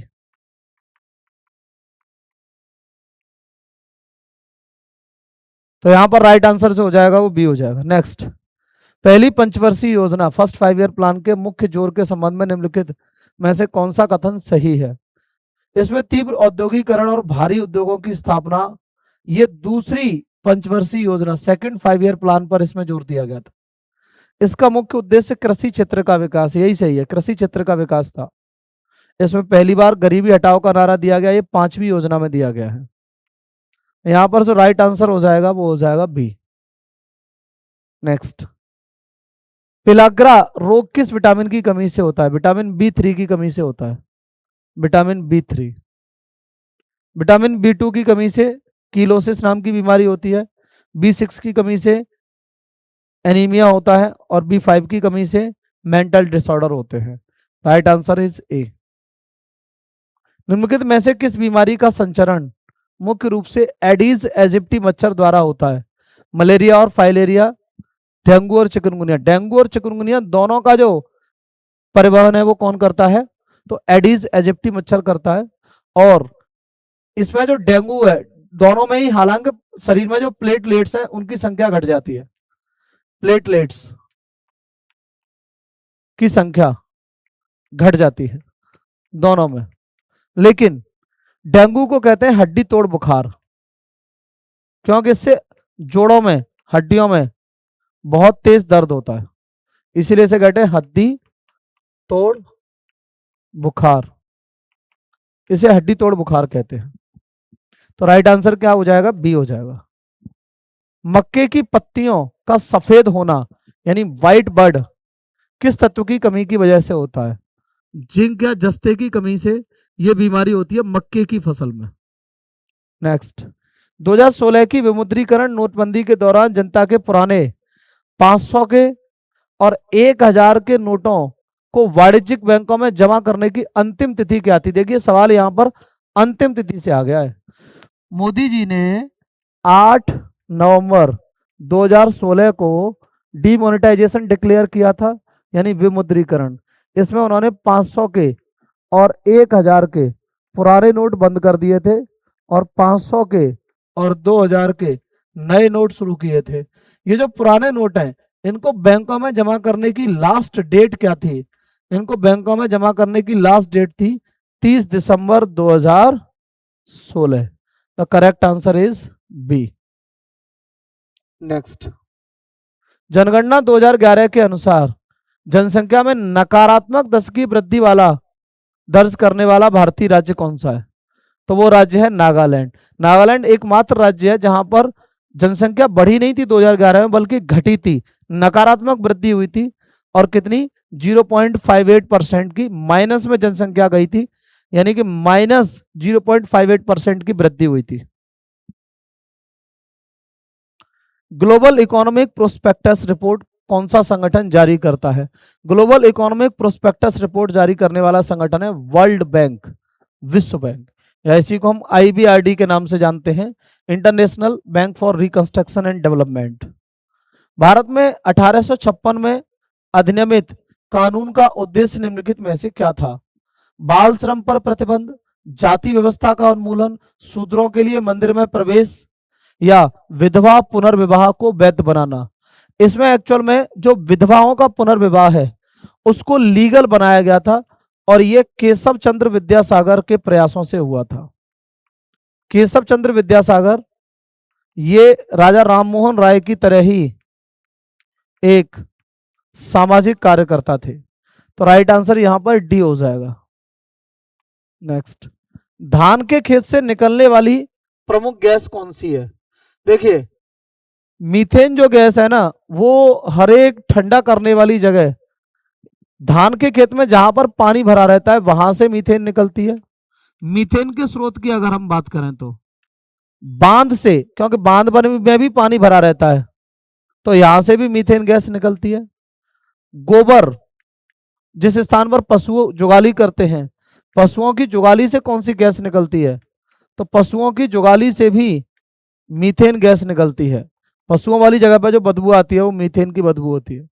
दीमक की बामी से भी कौन सी गैस निकलती है? दीमक की बामी से भी गैस निकलती है मीथेन। तो इन सब जगहों से मीथेन गैस निकलती है। नेक्स्ट, भारत में पुलिस, सार्वजनिक स्वास्थ्य और कृषि जैसे मामलों पर आमतौर पर सरकार का कौन सा स्तर कानून बनाता है? याद रखना, इन सब पर कानून बनाता है स्टेट लेजिस्लेचर, यानी राज्य का विधानमंडल, या फिर ये कह सकते हैं कि ये सब चीजें राज्य की सरकार के कंट्रोल में होती हैं। यानी कि यहां पर राइट आंसर बी हो जाएगा। भारत में पुलिस, सार्वजनिक स्वास्थ्य और कृषि जैसे मामलों में कानून कौन बनाता है? राज्य। तिब्बत में सांगपो के नाम से जानी जाने वाली नदी भारत में प्रवेश पर किस नाम से जानी जाती है? जिस नदी को तिब्बत में हम सांगपो कहते हैं, उसी नदी को भारत में क्या कहते हैं? ब्रह्मपुत्र। और जब ये नदी बांग्लादेश चली जाती है तब इसे कहते हैं जमुना। बांग्लादेश में ब्रह्मपुत्र नदी को क्या कहते हैं? जमुना। और बांग्लादेश में गंगा को क्या कहते हैं? पद्मा। बांग्लादेश में गंगा को क्या कहते हैं? Padma. Correct answer is B. निम्नलिखित में से कौन सी प्रशासनिक विशेषता पल्लव और पांड्य दोनों राज्यों में समान थी? निर्वाचित सम्राटों द्वारा शासन किया जाना? नहीं। राज्य में मंडलम और नाडु में विभाजन? गलत। भू राजस्व करों का उन्मूलन? गलत। ग्राम सभाओं को सभा और उर कहा जाता था? ये सही है। Right answer is D. ग्राम सभा यानी कि वहां के जो गांव थे पांडवों के और पल्लवों के, उनको सभा और उर कहते थे। सभा जो होता था वो मतलब होता था ब्राह्मणों का गांव, और उर मतलब होता था गैर ब्राह्मणों का गांव। गैर ब्राह्मणों का गांव। तो करेक्ट आंसर यहां पर क्या हो जाएगा? डी हो जाएगा। निम्नलिखित में से कौन सी भारत के राष्ट्रपति की विवेकाधीन शक्ति है? बिना सलाह के लोकसभा भंग करना, भारत के मुख्य न्यायाधीश की नियुक्ति, जब किसी भी दल को स्पष्ट बहुमत न हो तो प्रधानमंत्री की नियुक्ति करना, और धन विधेयक को स्वीकृति देना। तो यहां पर हमारा जो राइट आंसर हो जाएगा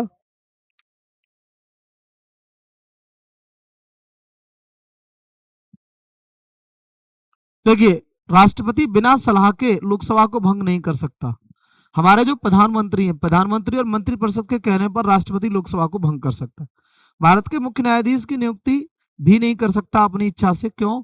क्योंकि कोलेजियम की सलाह पर राष्ट्रपति यहां पर मुख्य न्यायाधीश की नियुक्ति करता है। जब किसी दल को स्पष्ट बहुमत नहीं मिल रहा है तो प्रधानमंत्री तो राष्ट्रपति अपनी इच्छा से किसी दल को बुला सकता है कि आप आ जाइए और सरकार बनाइए, मुझे आप पर भरोसा है, और आप विधेयक सिद्ध और आप यहां पर बहुमत सिद्ध करेंगे।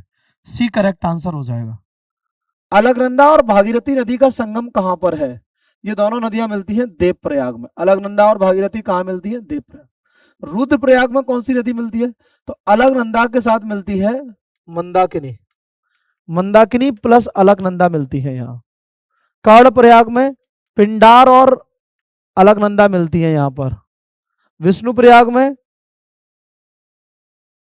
धौली गंगा और अलकनंदा मिलती है।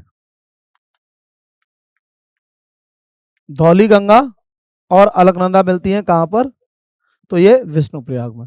करेक्ट आंसर ए हो जाएगा।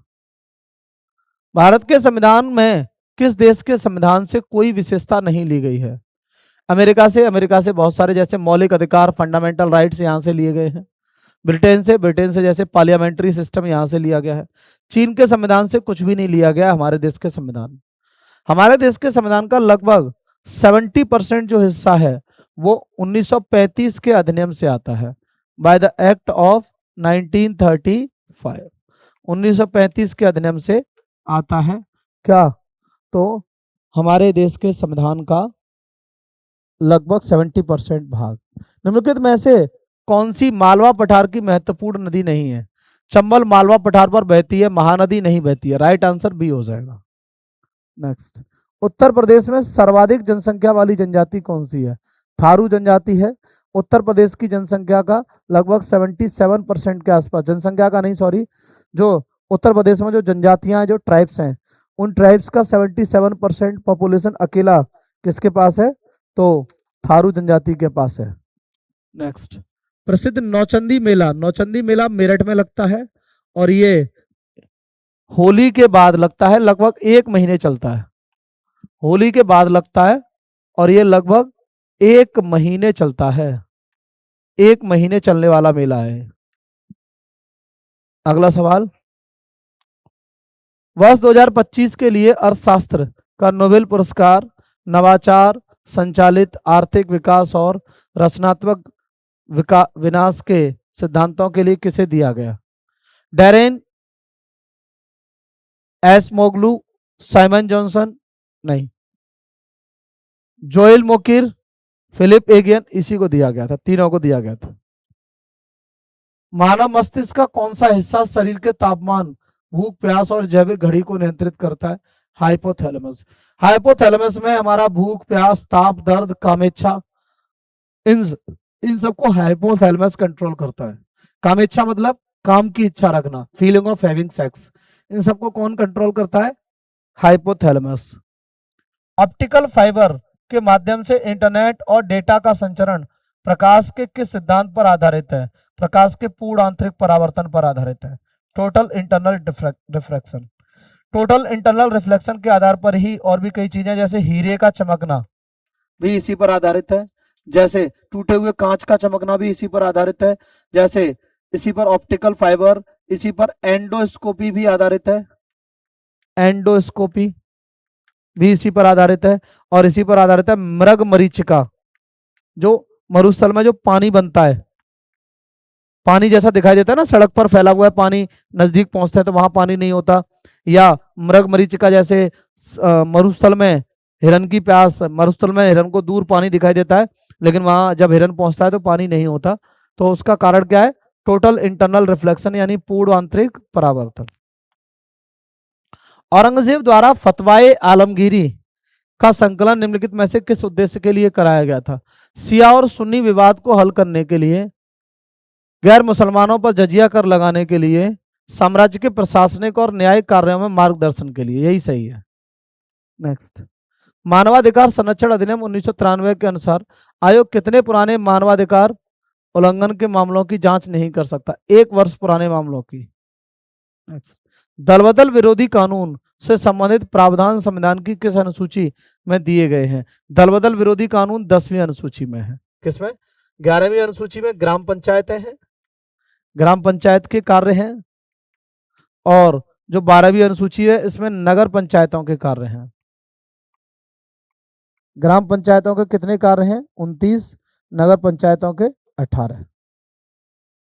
नेक्स्ट, स्थानीय निकायों, नगर पंचायतों, नगर पालिकाओं के चुनाव का संचालन और नियंत्रण किसके द्वारा किया जाता है? राज्य का निर्वाचन आयोग। देखिए, जो लोकसभा के चुनाव होते हैं, राज्यों की विधानसभा के चुनाव होते हैं, राष्ट्रपति के चुनाव, उपराष्ट्रपति के चुनाव, इन सबको करवाते हैं केंद्र का निर्वाचन आयोग।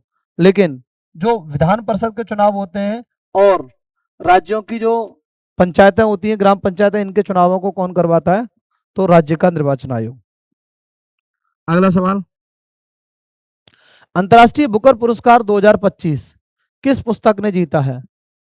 टॉम ऑफ सैंड, नहीं, हार्ट लैम्प ने जीता है। हार्ट लैम्प, इस पुस्तक को किसने लिखा है? सवाल ये बनता है कि इस पुस्तक को लिखा किसने है? इस पुस्तक को लिखा है बानू मुश्ताक ने। बानू मुश्ताक ने इस पुस्तक को लिखा है। अगला सवाल, इंडियन होम रूल सोसाइटी की स्थापना 1905 में लंदन में किसने की थी? लाला हरदयाल ने? नहीं, श्यामजी कृष्ण वर्मा, इन्होंने ही करी थी। B is the correct answer. GS section का सॉल्यूशन कंप्लीट हो चुका है माय डियर फ्रेंड्स। जय हिंद। जय हिंद प्यारे बच्चों, आइए स्वागत है आप सभी का आपके मॉक टेस्ट संख्या 122 यानी कि मॉक टेस्ट संख्या 122 का जब सॉल्यूशन करेंगे, और उम्मीद करता हूं कि आपका बेटा पेपर बहुत अच्छा गया होगा। तो आइए बेटा शुरू करते हैं मॉक टेस्ट संख्या 122 यानी कि A122। तो चलिए बेटा, पहला प्रश्न देखिए, पहला प्रश्न हमसे पूछा है कि भाषा की सबसे छोटी इकाई को क्या कहा जाता है? तो बेटा, भाषा की जो छोटी इकाई होती है तो उसे कहते हैं बेटा वर्ण। भाषा की सबसे छोटी इकाई बेटा क्या कहलाती है? भाषा की सबसे छोटी इकाई कहलाती है बेटा वर्ण, हमारी कहलाती है भाषा की सबसे छोटी इकाई। इसके बाद प्रश्नवाचक चिन्ह का प्रयोग कब किया जाता है, हमसे पूछा कि प्रश्नवाचक चिन्ह का हम प्रयोग कब करेंगे। पहला प्रश्न आश्चर्य व्यक्त करने के लिए, दूसरा प्रश्न पूछने के लिए, और तीसरा कोई सूची बनाने के लिए, अगला बेटा वाक्य समाप्त करने के लिए। तो बेटा यहाँ पर जो हमारा सही प्रश्न रहेगा, प्रश्न पूछने के लिए हम प्रश्नवाचक चिन्ह का प्रयोग करते हैं। तो प्यारे बच्चों यहाँ पर सही उत्तर हमारा क्या हो गया, तो हमारा सही उत्तर यहाँ पे हो गया बेटा क्या, हमारा यहाँ पर सही जो उत्तर है वो रहेगा बेटा क्या, हमारा बी, प्रश्न पूछने के लिए। अब बढ़ते बेटा आगे अगले प्रश्न पर। तुम कब आओगे, इस वाक्य में उचित विराम चिन्ह का प्रयोग कीजिए। तो देखिए कौन सा विराम चिन्ह यहाँ पे प्रयोग होगा, तो मेरे प्यारे बच्चों यहाँ पे जो विराम चिन्ह प्रयोग होगा, तुम कब आओगे यानी कि क्वेश्चन मार्क, तो क्या बेटा प्रश्नवाचक चिन्ह, कब आओगे एक प्रश्न पूछा जा रहा है तो प्रश्नवाचक चिन्ह का यहाँ प्रयोग होगा। इसके बाद शुद्ध शब्द चुनिए। तो देखिए जो शुद्ध शब्द हमारा क्या है, इसमें है बेटा बड़ा सा, शुद्ध शब्द बड़ा सा, दे गंगा जल, यहाँ योजक चिन्ह बीच में नहीं आएगा, पूरा लिखा जाएगा गंगा जल। चौपाया पूरा लिखा जाएगा, बेबुनियाद बेटा पूरा लिखा जाएगा, यहाँ योजक चिन्ह नहीं आएगा। लेकिन उपमेय उपमान के मध्य बेटा क्या आता है, योजक चिन्ह आ रहा बड़ा सा, तुलना सूचक शब्दों के बीच में योजक चिन्ह का प्रयोग होता है। हिमालय किस प्रकार की संज्ञा है, तो बेटा हिमालय पर्वतों में कोई एक पर्वत है वो है हिमालय, तो कौन सी होगी बेटा व्यक्तिवाचक संज्ञा, कौन सी संज्ञा हो गई बेटा व्यक्तिवाचक संज्ञा। मुझे किस प्रकार का सर्वनाम है, मुझे यानी कि मैं, तो बेटा ये हो गया हमारा उत्तम पुरुष, उत्तम पुरुष हो गया बेटा, यानी कि यहाँ पर मैं, उत्तम पुरुष का हो गया मैं, मुझे, सब हमारे कौन सा बेटा उत्तम पुरुष। इसके बाद निम्नलिखित प्रश्न में 4 विकल्पों में से उस विकल्प का चयन करें जो कोष्टक में दिए गए शब्द के अनुसार विशेषण के भेद वाला विकल्प हो। जैसे काला घोड़ा दौड़ता है, काला घोड़ा दौड़ता है, तो कोष्टक में क्या प्यारे बच्चों काला, तो यहाँ पे देखिए क्या होगा, काला क्या हो गया, एक घोड़े की क्या होगी विशेषता हो गई। तो बेटा कौन सी विशेषता, तो गुण दोष रूप रंग आकार अवस्था, तो बेटा हमारी कौन सी हो गई गुणवाचक विशेषण हमारा हो गया। कौन सा हो गया बेटा गुणवाचक विशेषण। जिन शब्दों से काम का करना या होना पाया जाता है, वे शब्द यानी जिनसे किसी काम का करना या होना पाया जाएगा उसको हम क्या कहेंगे, तो मेरे प्यारे बच्चों हम उसे कहते हैं, उसे क्रिया कहते हैं, अर्थात कार्य क्रिया कहते हैं हम उसे। वह धीरे धीरे बोलता है, इस वाक्य में किस प्रकार के क्रिया विशेषण का प्रयोग हुआ है, धीरे धीरे बोलता है, धीरे धीरे यानी कि कार्य करने का तरीका, एक कार्य किस तरीके से किया जा रहा है ये पूछा जा रहा है कि धीरे धीरे, तो जो कार्य करने का जो तरीका होता है वो कौन सा होता है बेटा, उसे कहते हैं रीतिवाचक, उसको क्या बोलते हैं, उसे कहते हैं बेटा रीतिवाचक क्रिया विशेषण। पुल्लिंग शब्द का चयन कीजिए। तो देखिए मूर्ख का होता है मूर्खा, और विदुषी विद्वान, याचिका अपने आप में स्त्रीलिंग है। तो बेटा यहाँ पे जो पुल्लिंग शब्द हुआ कर्ता, कर्ता का होता है बेटा ये कर्त्री, कर्ता क्या होता है बेटा कर्त्री होता है। वचन बदलिए, खुरपी एक वचन है बहुवचन बदल दो तो क्या हो खुरपियां, क्या हो जाएगा बेटा खुरपियां, तो वचन हमने यहाँ पे इसका बदल दिया। हम चूड़ियां पहन रहे हैं, वाक्य में क्रिया किस काल की है, चूड़ियां पहन रहे हैं तात्कालिक वर्तमान, अर्थात तात्कालिक वर्तमान का दूसरा नाम क्या होता है प्यारे बच्चों अपूर्ण वर्तमान काल। क्या होता है प्यारे बच्चों अपूर्ण वर्तमान काल होता है। राम पत्र लिखता है, यह किस वाच्य का उदाहरण है, राम पत्र लिखता है ये हमसे पूछा गया है, तो किस वाच्य का उदाहरण है, तो प्यारे बच्चों ये कर्तवाच्य का हमारा एग्जाम्पल है। किसका बेटा कर्तवाच्य का हमारा एग्जाम्पल है, राम पत्र लिखता है। निम्नलिखित में से कौन सा विकल्प करण कारक का उदाहरण है, वह पत्थर फेंकता है, क्या फेंकता है पत्थर नहीं, ये कर्म कारक है हमारा। हम आंखों से देखते हैं, देखिए आंख क्या यहाँ पर साधन हो गई, आंख प्यारे बच्चों यहाँ पे क्या हो गई साधन हो गई, तो क्या हो गया ये मेरा बेटा करण कारक हो गया। वन में रहता है तो वन क्या हो गया इस जगह एक आधार हो गया, राजा ने पुजारी को धन दिया, तो जो क्रिया दान में होती है वहां बेटा कौन सा होता है उस जगह संप्रदान कारक हमारा होता है, तो आंसर हो जाएगा हमारा बी। दिए गए शब्दों में से एक शब्द तत्समय उसे चिन्हित कीजिए। तो देखिए गौ में माने होता है गेहूं, गेहूं शब्द हमारा क्या है यहाँ पर बेटा गेहूं हमारा तद्भव है। और बेटा पत्थर, पत्थर, और पत्थर क्या है बेटा मेरा, ये भी तत्व है, क्या होता है इसका बेटा, इसका होता है बेटा ये प्रस्तर, इसे प्रस्तर बोलते हैं, गोबर गौमेय। तो यहाँ पे हमारा सही उत्तर क्या हो जाएगा बेटा, फल, फल हो जाएगा हमारा। फल का हमारा क्या है, ये संस्कृत का शब्द है बेटा तत्समय, क्या है ये तत्समय। निम्नलिखित में से प्रत्यय चुनिए। राष्ट्रीय, तो राष्ट्र प्लस ई बराबर हो गया बेटा राष्ट्रीय, तो यहाँ पे हो जाएगा बेटा ई हमारा यहाँ पर बेटा करेक्ट आंसर हो जाएगा। तो राष्ट्रीय। महिला जब भाषण दे रही थी तो उसकी आवाज में एक आकर्षण था। निम्नलिखित में से कौन सा वाक्य में प्रयुक्त आकर्षण शब्द का विलोम है। आकर्षण का विलोम होता है बेटा क्या, विकर्षण। आकर्षण का विलोम क्या होता है बेटा, विकर्षण।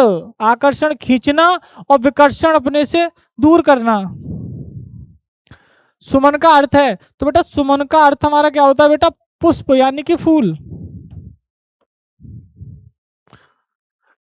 समुद्र का पर्यायवाची शब्द कौन सा है, तो समुद्र का बेटा हमारा क्या हो जाएगा, सागर। देखिए एक कृपण तथा कृपाण, देखिए शब्दों में क्रम से अर्थ है। तो देखिए कृपण का तात्पर्य होता है कंजूस, अर्थात जो कम धन खर्च करता है, और कृपाण का मतलब होता है तलवार। तो इसका सही उत्तर क्या होगा, कंजूस और बेटा कटार। कटार को भी तो तलवार कहते हैं बेटा हम, कंजूस और कटार, ये हमारा करेक्ट आंसर।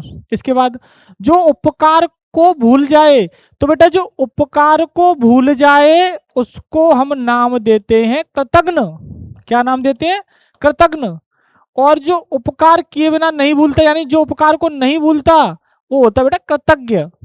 कौन क्या होता है, उसे कहते हैं हम कृतज्ञ। महात्मा का समास विग्रह क्या होगा, महात्मा महान है जो आत्मा, क्या होगा बेटा, महान है जो आत्मा, वो क्या होता है बेटा, महात्मा।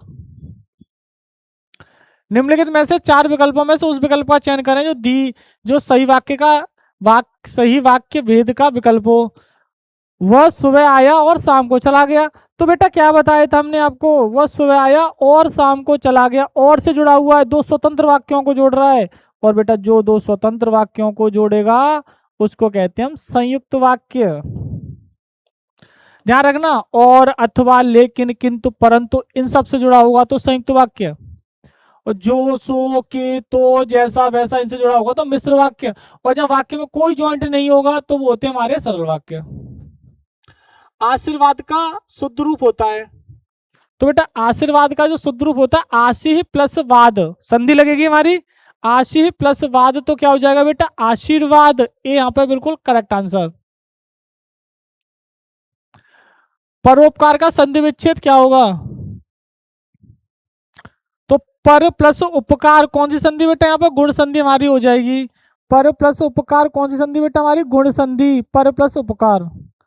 इसके बाद मुख चंद्रमा के समान सुंदर, समान सुंदर, सम समान, जैसा जैसी जैसे, सम सदृश समान, ये सब शब्द आ जाए तो कौन सा अलंकार, उपमा अलंकार की संज्ञा हमको यहाँ पर बेटा देनी है।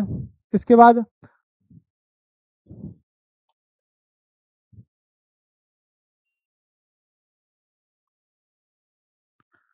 परोपकार, अच्छा उपमा अलंकार,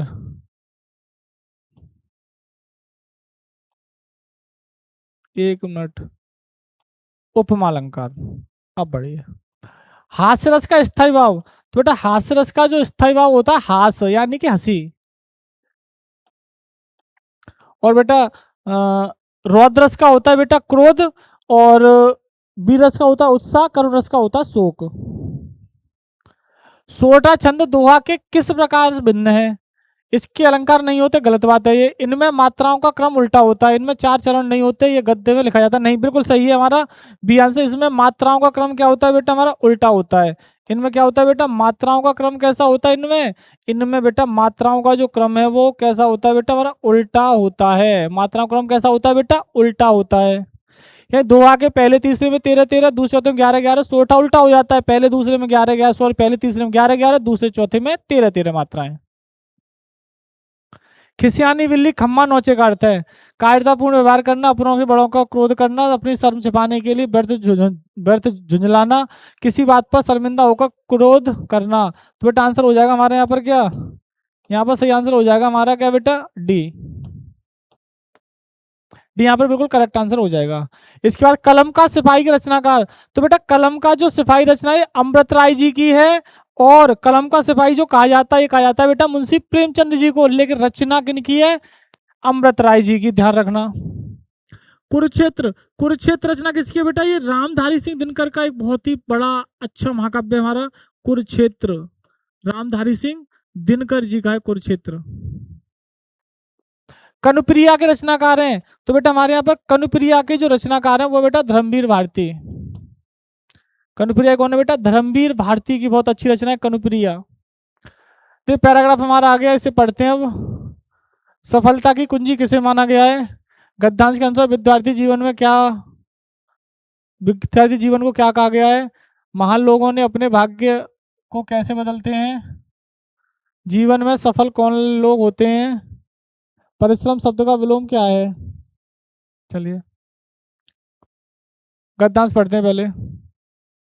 परिश्रम ही सफलता की कुंजी है, जो व्यक्ति आलस्य को त्याग कर अपने कर्तव्य पथ पर आगे बढ़ता है उसे जीवन में कभी असफलता का मुंह नहीं देखना पड़ता। इसलिए इतिहास गवाह है कि जितने भी महान लोग हुए हैं उन्होंने अपने कठोर परिश्रम से ही अपने भाग्य को बदला है। विद्यार्थी जीवन तो परिश्रम का वास्तविक पाठशाला है। इस अवस्था में जो छात्र समय के महत्व को समझकर मेहनत करते हैं भविष्य में अपार सफलता प्राप्त करते हैं। तो देखिए यहाँ से हो गया सफलता की कुंजी किसे माना गया है, तो बेटा परिश्रम को। किसको माना गया है, परिश्रम को माना गया है। गद्यांश के अनुसार विद्यार्थी जीवन को क्या कहा गया है, विद्यार्थी जीवन को कहा गया बेटा क्या, परिश्रम की वास्तविक पाठशाला। क्या कहा गया बेटा, परिश्रम की वास्तविक पाठशाला कहा गया है। इसके बाद महान लोगों ने अपने भाग्य को कैसे बदलते हैं, दूसरों के सहायता से, कठोर परिश्रम से, भाग्य के भरोसे बैठकर, केवल धन के बल पर नहीं। इसका मेरा सही आंसर होगा बेटा कठोर परिश्रम से। किससे होगा बेटा, कठोर परिश्रम से। और इसके बाद जीवन में असफल कौन लोग होते हैं, जो समय का सदुपयोग करते हैं, जो निरंतर प्रयास करते हैं, जो आलस्य को अपनाते हैं। असफल कौन होते हैं, किसको अपनाते हैं बेटा, जो आलस्य को अपनाते हैं वो क्या होते हैं, वो असफल लोग हो जाते हैं। और बेटा इसके बाद परिश्रम शब्द का विलोम क्या है, तो बेटा परिश्रम का विलोम होता है बेटा आलस्य। तो बेटा इसी के साथ ही हमारे सॉल्यूशन की बेटा होती है यहीं पर समाप्ति। मिलते हैं अगले सॉल्यूशन के साथ। जय हिंद, जय श्री राम बेटा, राधे राधे। तो दोस्तों आप सभी ने सॉल्यूशन देख लिया होगा। यदि आप चाहते हैं कि ये सॉल्यूशन की प्रक्रिया हमारी जारी रहे, आपके एग्जाम तक रहे, तो जो हमारी टीम आपके लिए मेहनत कर रही है, संघर्ष कर रही है, एग्जाम ओरिएंटेड आपको कंटेंट प्रोवाइड करा रही है विद सॉल्यूशन, तो आप सभी का एक फर्ज बनता है कि आप सभी सबसे पहले अपना स्कोर कमेंट करें और उसके साथ साथ कोई आपका सजेशन हो उसे भी आप कमेंट करें। जय हिंद।